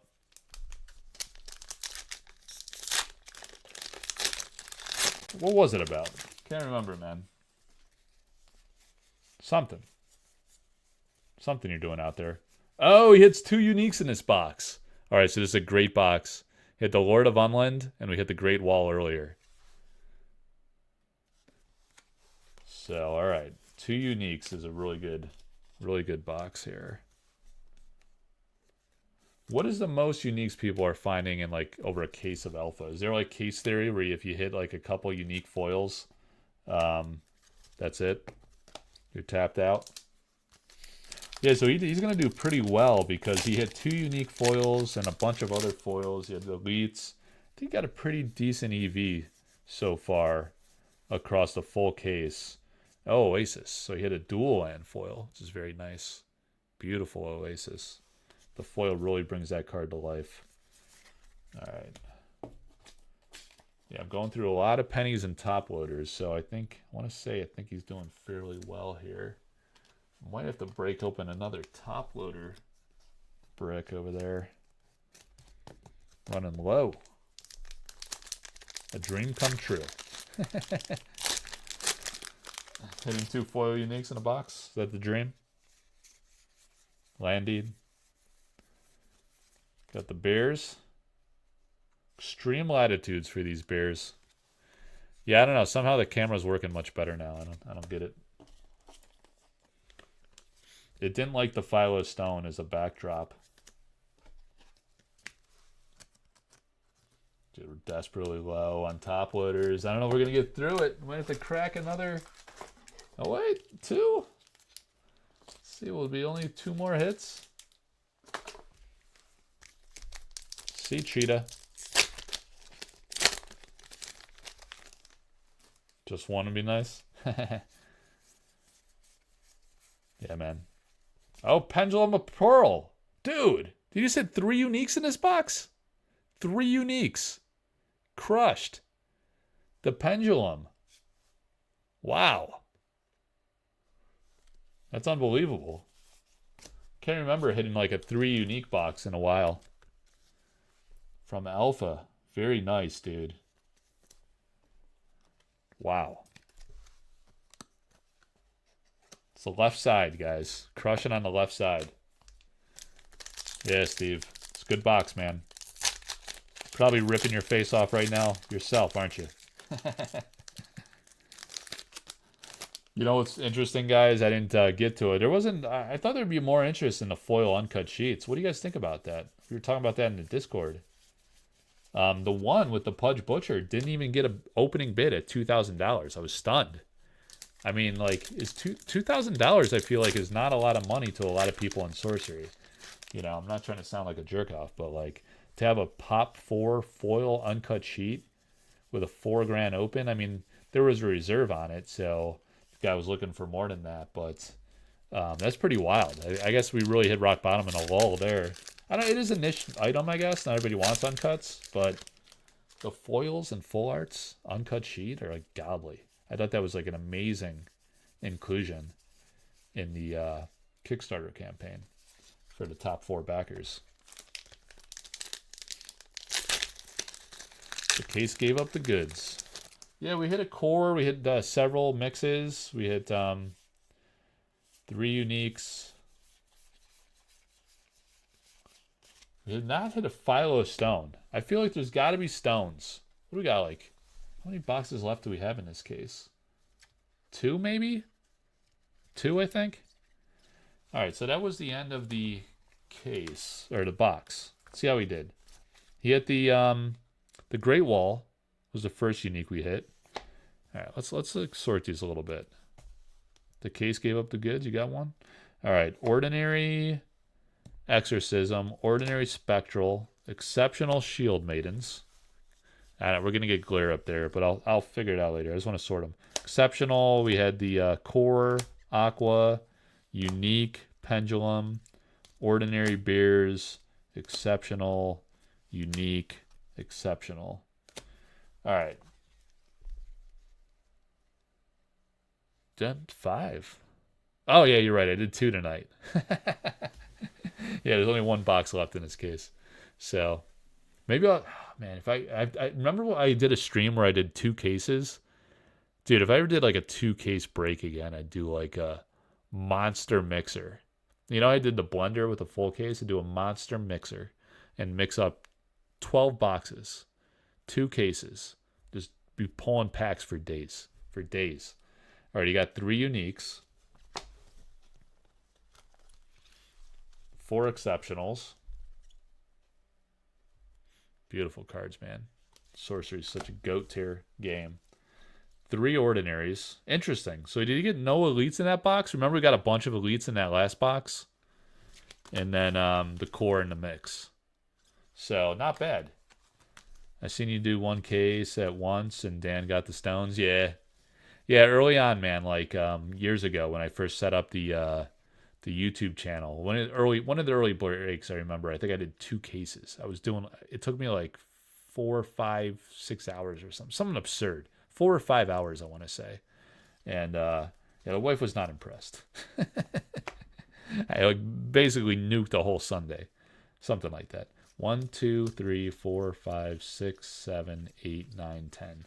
So you got 10 foils, 3 uniques. Very nice box for Cheetah. You did pretty good. So, yeah. So what's up, guys? Is Ivan still around? And Who's still out there from the collector scene? Brosif? Ivan? There's 2 topics I posted in Discord, but I don't know, man. Ivan said he's in New York City. Maybe he's sleeping like a baby right now. He can't be out drinking at this hour, right? Ivan doesn't party. Definitely doesn't party. Oh, shit. Oh, the cheetah, yeah. What were the 2 questions in Discord? Do we want to hit those? It's 12:14. I could just call. Oh, there. Ivan lives. Yeah, you're in New York City, man. That's what I was talking about. Yeah, New York City's amazing, dude. I'd love to be there right now. I know, I was just fucking with you. Of course you party. But yeah, I'd love to be in New York City eating god tier food that they have there. So freaking good. The restaurants. Oh man, I was talking about sandwiches from Wegmans earlier, but you go to New York City, you get the real deal, the real bread, the real Italians, man. Mulberry Street. You find some real Italians, some real ones down there. Yeah, so Ivan, what's the question? Foil sets. So here's the deal. Like when you talk about like high-end products, like a foil set, alpha foil set, let's say, for example, what happened was Sorcery was very big out of the gate with Kickstarter. And it sold 29,000 boxes. There were like a few hundred people that pledged, as I recall. So yeah, market dynamics of complete sets. That's what I'm getting into. So I think what happened was a lot of people had alpha Kickstarter product, and the game was like a very successful Kickstarter, and alpha boxes were pretty valuable out of the gate, but they really exploded over time, right? So initially, people were just opening their Kickstarter product. They didn't have expectations of stonks and like the game blowing up and alpha hitting like several $1,000s per box or per case, So they opened it up, and a lot of people had goals to collect, and they wanted to go for a foil set. And we kind of knew the pull rates, but we kind of like underestimated what that really means to get 399 cards. There's a 403 card set. 4 were the elemental avatars, which only existed in non-foil within the set. So the point being is a lot of people, for the past few years now, since Kickstarter, since Alpha debuted, at least a couple years, right? People opened a lot of product. They acquired a lot of foils. I find that people are chasing sets. There's still people doing that, but they've been doing it, right? So when a full foil set comes to market, it's going to appeal more so to people that have not or already heavily invested in the game. So people maybe that missed Kickstarter, that just discovered the game, they haven't been set collecting and chasing sets and building sets through buy, sell, and trade means or opening for the past couple years. So it's new people. And for many reasons, like we talk about, and we debate in the Discords and Facebooks and stuff like that, there's been some factors that have kind of stymied growth, in my opinion. And so we saw like a swell of demand, excitement, and growth early on between Kickstarter to beta, and first print beta, the beta debut. And then between beta through current day, I think the growth likely slowed, is my feel based on the pulse of the community. Of course, I don't have the data. I don't have Dust Store metrics, Play Network metrics like the company does. They would know best. But it feels like, but I do have like metrics, right? I talked earlier, I have some of the largest sorcery community groups that exist in the game. Really the second, like the only larger sorcery platform is the official Discord. Even the sorcery Facebook presence is smaller than my community group. So I can see, and there's some advantages to that. When people go to Facebook and they search for sorcery, they find a 5,000 person community group and they want to be a part of the community, most people, right? And then they also join the official group, but they want to be a part of a community and learn about kind of like real perspective on the game. So they go in there, and I can get a pulse of the market by measuring or observing the growth in my platforms, my Collector Arthouse Discord, my sorcery Facebook group, especially because that's the most discoverable, biggest platform out there. So my point being, if you have less people coming into the game that haven't yet started on their path to collecting a foil set, the market narrows more and more of like who's going to buy, and then who's going to have the confidence, the knowledge, the projected confidence in the game to spend that kind of money. So I think, early on it was a private deal, so I don't know that I ever disclosed the official sale value, but people were saying like a foil full alpha set should be valued around 50 to 70 grand or something at that time. It was like a year ago maybe. And I'll say it did sell within that range. I think like actually I ran an auction and it topped out. Did I auction it initially and it topped out and then I ended up doing a private deal? I remember shopping the deals, I had a couple buyers there. So it was kind of, there are whales in sorcery, right? That are deep pocket guys that just spend a ton and just whatever. They have the means to like 50, 60, 70 grand means nothing to them. But I think those are the guys that have been around, that are already invested in the game and have already gone down a path of acquiring a set.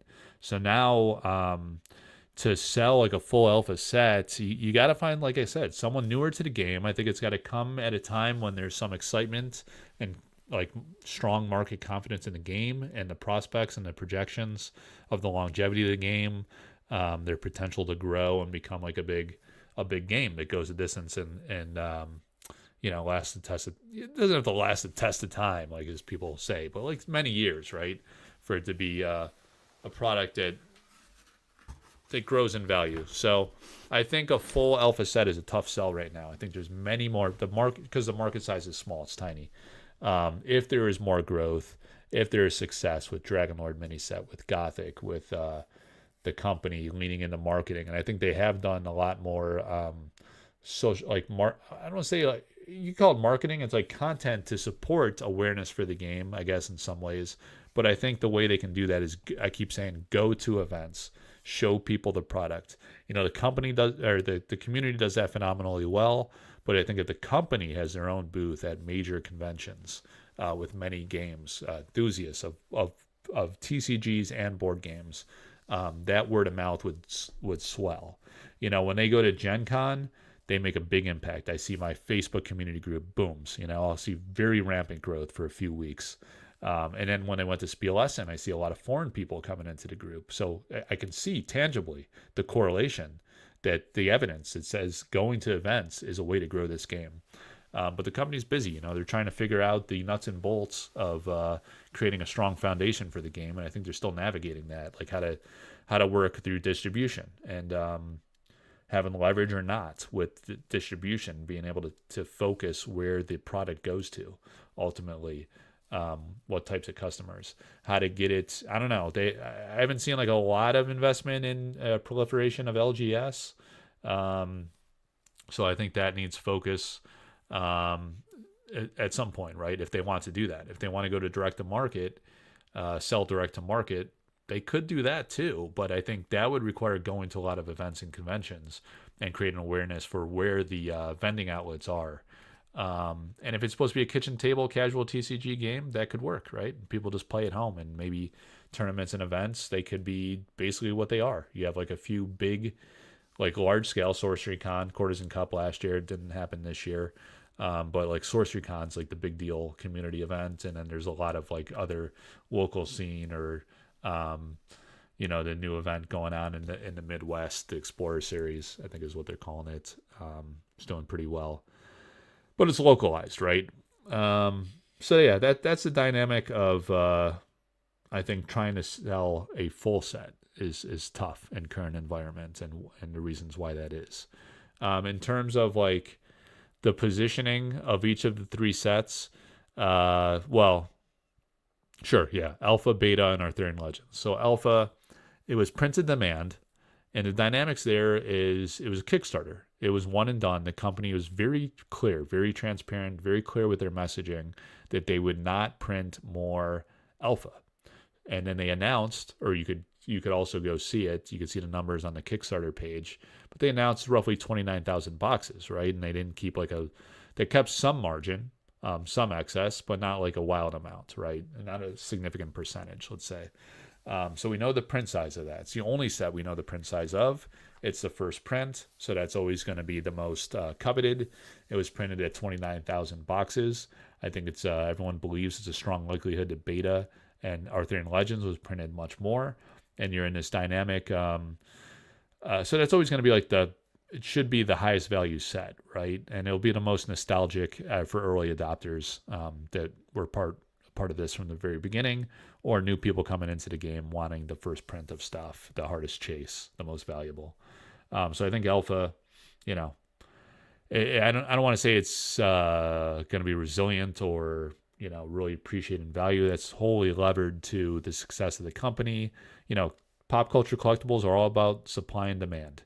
Where does the demand come from? It comes from growth of the game, people discovering the game, so new buyers coming in wanting to go and collect that product, or, you know, collect, I would say, you know, because they have beta to play with. They should just are going to chase the cheapest option, and they could bring out their decks with beta foils, and that'd be great, right?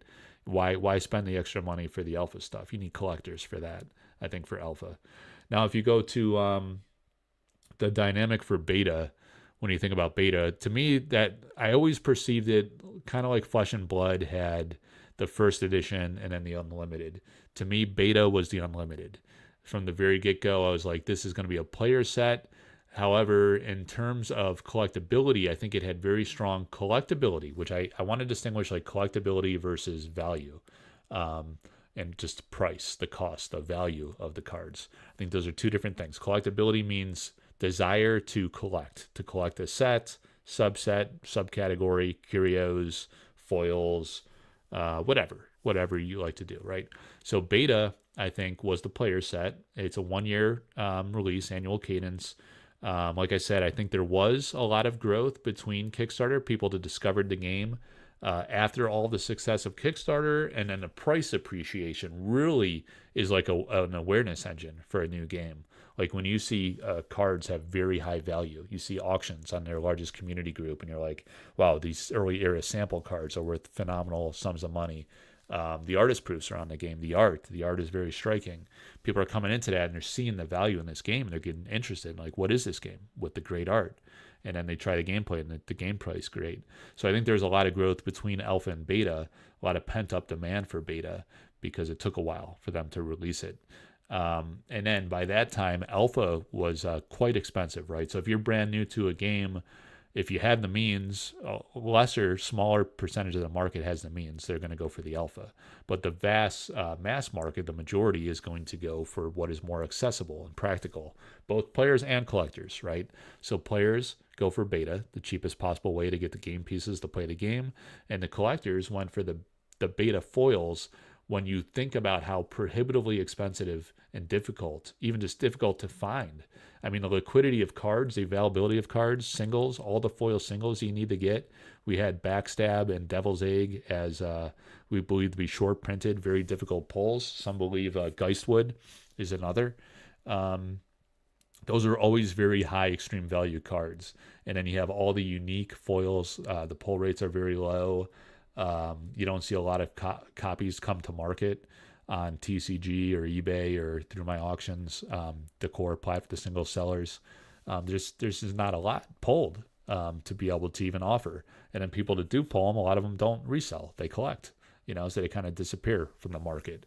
So there's this whole dynamic where alpha was very difficult to achieve. I think people gave up on alpha foil set collections, and newcomers went for beta foil set collections. So there's a healthy supply and demand dynamic for beta. And then over time, though, I mean, given it was a player set, I think the foils are always like fairly rare. It's not trivial to get a beta foil set. But the market gets satiated when you don't have growth, and certainly hyper growth, and that affects valuation. So beta I perceived as a player set. I figured that was the core. They need to make the base set accessible, right? So I fully expected they would print several times into a growth environment, or with the presumption and anticipation and expectation for growth, they would print beta many times for newcomers to get the collection experience, the pull experience, sealed play format experience, support the events, that type of thing. And then Arthurian Legends, so let's move to Arthurian Legends now. This set was a smaller set, interesting choice. More interesting choice, it's a draft set. Eric said that in interviews. He really likes draft format. He wanted to make a set tuned for draft. So with draft, draft means it's for players, right? Like it's fundamentally designed from a gameplay perspective for draft, for players to open the packs on the spot and play with.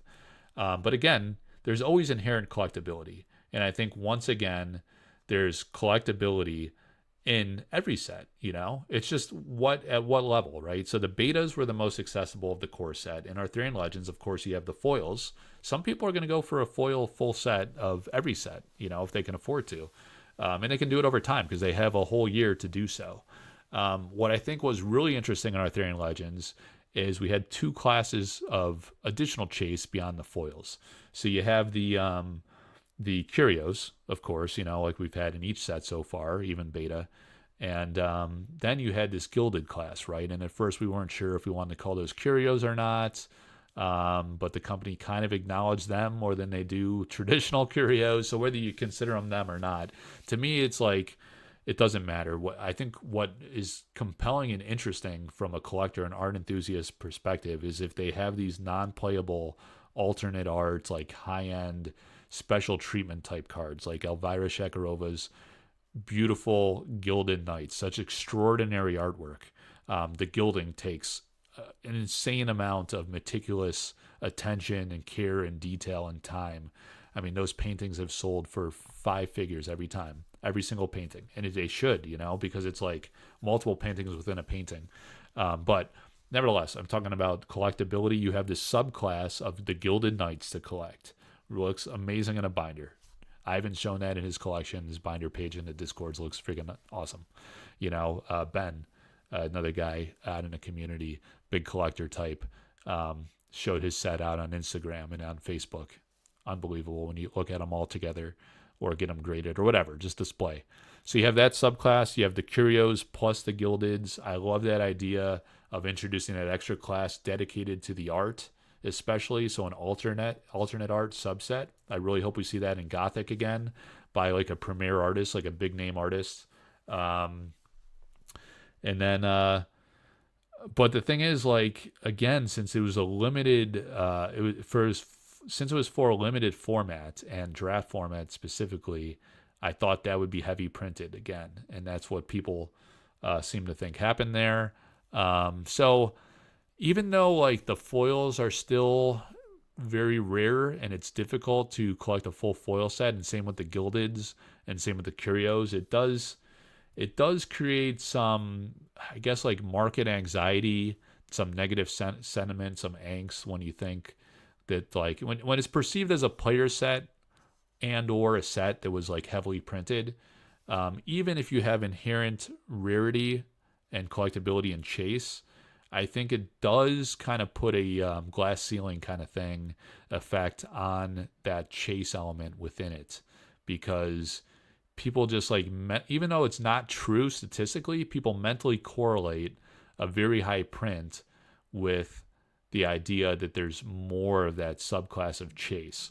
Or if the other periphery, I guess, like, what's the term? Like subset, sub-elements of that set, such as the non-foils, such as the foils, if they depreciate in value, it drags down the extremely rare items too.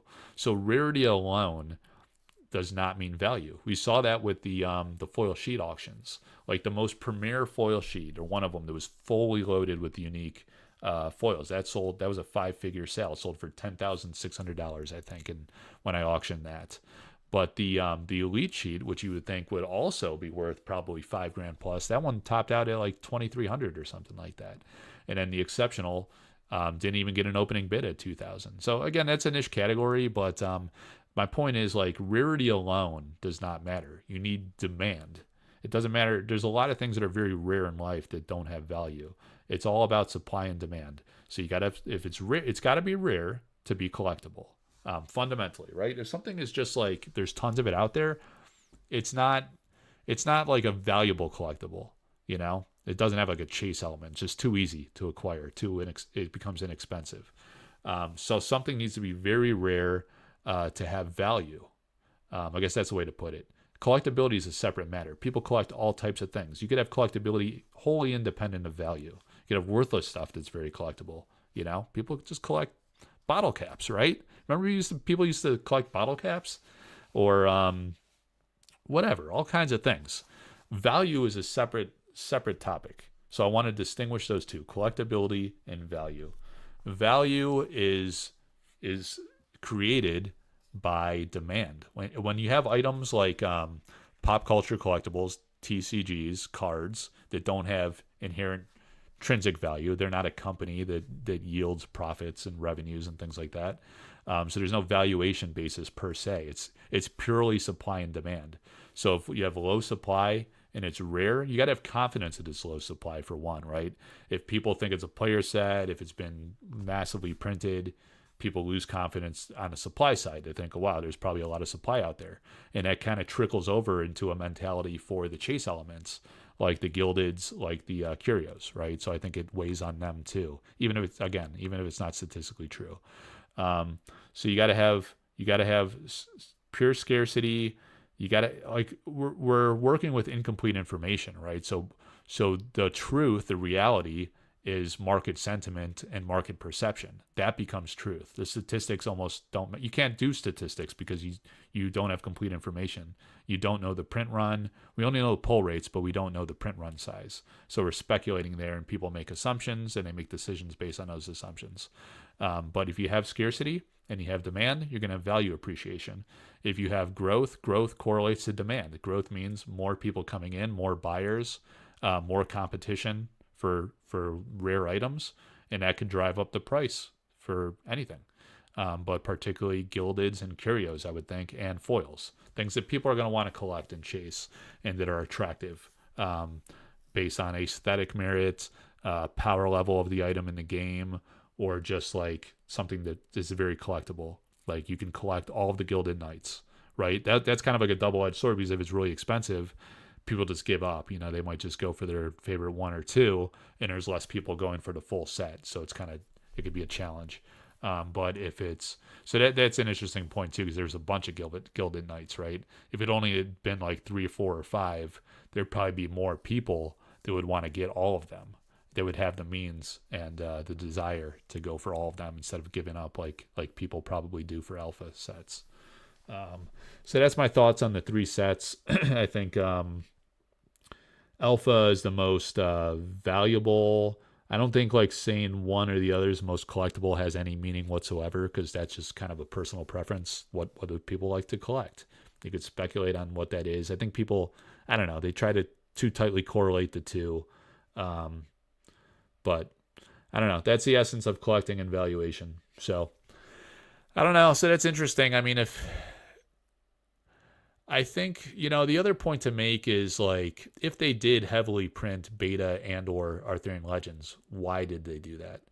I think some of the reasons there are the presumption of demand and growth, right? So they were confident in their product. They were confident in their strategy to build awareness, to grow the game, and they thought that was reasonable to do, right?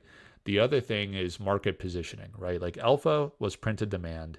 They declared the print run, whole different beast, right? But then you get into beta and alpha, and I don't know, it's all types of reasons, like the philosophy of the game. Maybe Eric Simon, the company at large in general, thought the priority needs to be growing the player base, making the product available. There's so many dynamics going on with, like, kind of just like, I mean, like, I don't know what's the term, like inefficient, dysfunctional, like logistics, right? Or like supply. Bottleneck supply, like certain regions getting it sooner, or some getting more than others. Europe really not getting much at all. It was so disaggregated and dispersed, like, and then like consolidated with one vendor, with Team Covenant, getting such an outsized amount that I'm showing like a blank play, man. I'm just realizing I could probably just take this down.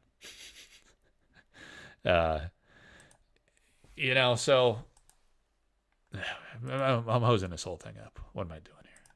What am I doing? Remove that. There we go. So I think, I don't know, maybe they prioritized trying to broaden the player base at the expense of collectability, or maybe Eric and team felt it was enough that the inherent collectability of curios and foils and the gildeds as another subset, like an alternative art class, would have been enough to satiate, attract, create demand for the collector side, even if they printed a large quantity. And maybe they underestimated the market sentiment aspect and the concerns over what a large print would mean or what multiple reprints would mean. Maybe they'll learn from that. Maybe they'll take a different approach for Gothic. I think they talked about when they went from beta Arthurian to Arthurian Legends that they would distribute in waves. I forget if they said print or distribute, but nevertheless, whether they printed it all at once or printed it multiple times is almost immaterial. It's how much you introduce to the market, when, and by what means, and they introduced that incrementally, so in waves, so to speak, right? So they did a more measured approach, and maybe that was to balance or kind of gauge and feel out demand and not spook the market and destroy collectability or market consumer confidence in general. But those are all difficult dynamics. Lord of Itza, or no, it wasn't Lord of Itza. Who was it? Jurgen from Nerd and Proud of It did a real good interview with Edwin Tracy, the magic engineer, from the magic scene. He had some really good points on the feedback cycle of cards, of games. So when you have a quarterly release cadence, your feedback cycle accelerates tremendously, right? Like every 3 months, you're releasing a set and you get an immediate market reaction, you get immediate data and feedback on consumer sentiment. You get a real good pulse for that. When you're doing it annually, once a year, your measures of consumer sentiment and feedback from your market is very challenging, right? So then you're dependent on social media vibes, and you're only hearing kind of like a subset of the community. Maybe you have metrics through Dust Store and Play Network and things like that, but you don't have that luxury of introducing more product into the market, getting that feedback on gameplay over an extended period, active, engaged gameplay, an active, engaged community, period. If you're releasing once per year, and there's kind of ebbs and flows and lulls, and I certainly see that like in the Discords and the Sorcery community Facebook group. There's sometimes, like around release, it's super active. You see tons of people posting their hits, talking about different aspects of the game. In between, it ebbs and flows. It's kind of correlated to just kind of like news and events going on around the game, and new information really is kind of like a catalyst for engagement. So it's hard to get that feedback, that consistent feedback, to really be able to assess and adapt. So I think that's where things are at. What are you guys saying in chat here? Yeah, you guys are talking about Fab a little bit. What does the future of collectability look like from here with Dragonlord and Gothic? Yeah, I touched on Gothic a little bit. I think they'll learn from beta, their beta approach, Arthurian Legends, and now factor that into their strategy for Gothic. So I don't know. Gothic, they're talking large set, so it's back to a core set dynamic. It's not a set specifically designed for limited draft play, presumably. It's more for structured, constructed play formats. And so it's a different beast, different dynamic. I think it'll be a return to... It'll be an emphasis certainly on gameplay, making sure... they've been testing this thing for a very long time, right? So I think it'll be nicely tuned. I'm sure the gameplay will be very strong. Yeah, you guys mentioned, Chad here, Steve said pre-cons. So they see it as another introduction to sorcery type opportunity, where you're not wholly dependent on alpha and beta precons, which were strangely like irregularly available, not steadily available. So it's really smart, I think, to go with the thing with the precons is one, I think it's a nod to the expectation of growth. Hopefully, could also be that there's some interesting new mechanics. When we went to Arthurian Legends, I had a live discussion, a gameplay discussion, in fact, with Bruce on my channel, Golden Eagle Cards, Bruce. And he was talking about how Arthurian Legends was not like a big step really in gameplay per se. It was kind of like added pieces to kind of really augment decks, but it wasn't like really a transformative type deck. It needed, and part of a limited deck, like a lot of people, it was tuned both to be intrinsically playable to itself, but also in as paired with beta. A lot of people like draft with beta and AL. So to do draft in a limited format, it kind of works for both. With Gothic, they'll have more latitude with a very large set to introduce maybe a bigger step in new mechanics, maybe, which, facilitated by precons will help people understand how those are supposed to work, how they're supposed to play before you delve into the full 400, presumably 400 plus cards if it's comparable to Alpha, which they also called a large set. So, and in Dragonlord, I think are going to be our first taste of a collectible item. Some people think like, everyone's going to have the cards. I don't know. I think it's going to be collectible. There's always an element of collectability. That's the consistent thing we've seen with Eric's strategic vision for this game. Collectability again, not value, collectability. So I think there's going to be chase and rarity somehow introduced, right? I don't know if it's going to be alternate arts. Maybe, I don't know. I think there's a number 13 cards floated around. Was it 13 cards or was it 13 artworks? Are there alternate arts of those artworks to double the set size in theory? I mean, like maybe not in terms of gameplay, but like 26 variants where you have the 13 core artworks and then an alternate art for each. I don't know. Or a subset of alternate arts. Are there some foils that are much more rare than others? Are there curios or something like that? Some inclusion of collectability. I don't know if it'll be like a big needle mover. I think it'll be it's a profound art project, enhanced, as Ed talked about earlier on the show, his story, his really elaborate story for the Dragonlord. So I think it'll be very flavorful and interesting in that regard. That's my idea for that. Do you think moving forward, large sets should be transformative? I mean, when you introduce like a large card pool, it's going to add like a degree of dynamicism, and I think I don't know, man. Like the whole gameplay, like strategy approach, like you don't want the game to get too wildly overcomplicated that it creates like a barrier to entry where it's just too difficult to learn and you're just kind of outmatched by people that have been playing for a while. They call it a casual kitchen table TCG game, so I think it needs to be accessible both from an understanding, learn to play aspect. So transformative to me implies like major mechanic changes, massive sets. I don't think they all need to be like that. I think they need to be different and interesting enough to sustain interest over an extended period of time. For the annual release cadence. So more so than your typical quarterly release cycle type games, I would say yes. Can Eric's Curiosa learn from the mistakes of Arthurian Legends and perhaps still release smaller sets in the future? So are those like, are you asking if those are mutually exclusive or inclusive things? Can they both learn from mistakes and still release smaller sets? Yeah, I don't know if like the smaller set aspect was the mistake per se. I thought it was pretty interesting that they introduced a limited, like a draft set so soon. But, then again, looking at it, maybe Eric figured like we had this very large core set. We're still in the infancy of the game and this alpha, and I'm just noticing the the massive painting looks so good now when I go full screen. Yeah, when they go when you introduce a limited set, I mean it's a different play type, so that's pretty different and interesting in one regard.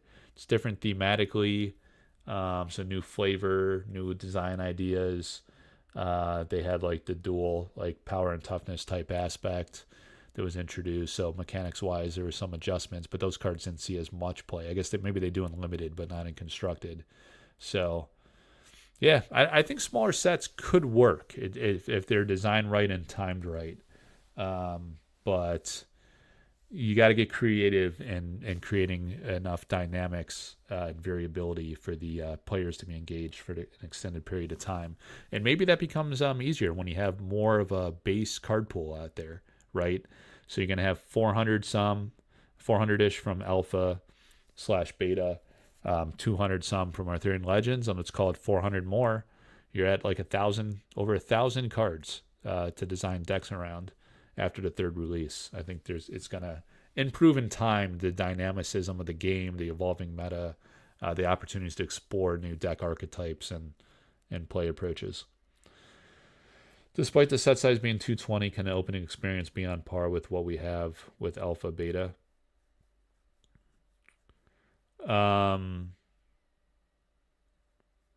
If they do another small set in the future, you're asking, can the opening experience, I don't know, I guess, like, what do you I answered my question by pausing. What do you think makes a great opening experience? I guess you'd have to ask yourself. I don't know. I think that's a personal thing. I guess it is. I don't know. Like, is it much different? Don't you think, like, opening beta, if you're opening tons of it, kind of loses its luster after a while? Like, what do you hope to get, really? You see the same stuff after a while, regardless of whether it's a bit of a larger set or a smaller set. So I don't know. Opening experience is kind of like a tricky one to answer. It was too soon in the game's life for a limited set, in my opinion, but they did pretty well. Yeah, it was an interesting choice for sure. I was a bit surprised by that, but I just think my feel is that Eric feels like this is very early stage in the game, and he can experiment with different things and not destroy the game. I mean, there's enough passionate interest around the game. It sounds like it's fiscally viable for them.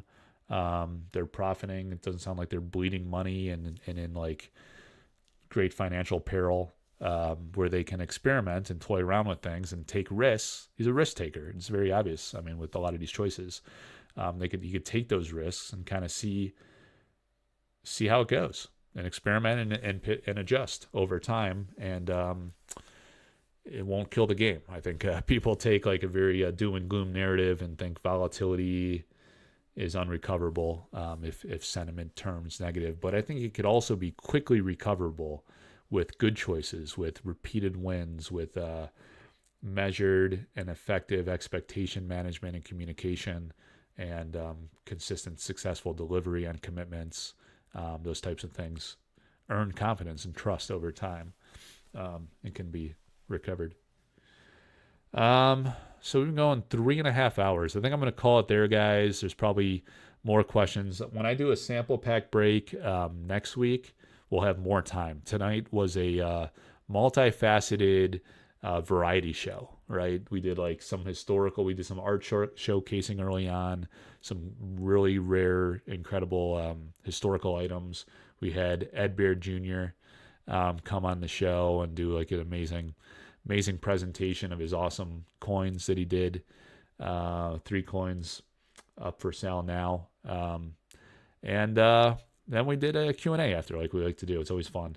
So yeah, let's talk again. I'll probably do I'll do the sample pack break. I don't know. Maybe we'll do next Friday again. Maybe sooner. Maybe Thursday night. We'll see how we're feeling through the week and get that popping. But yeah, thanks everybody for tuning in. It was great seeing some people I don't get to see attending, some new names chiming in. So appreciate you guys turning out. Everybody have a great Easter weekend. Happy holidays if you celebrate it. Take care.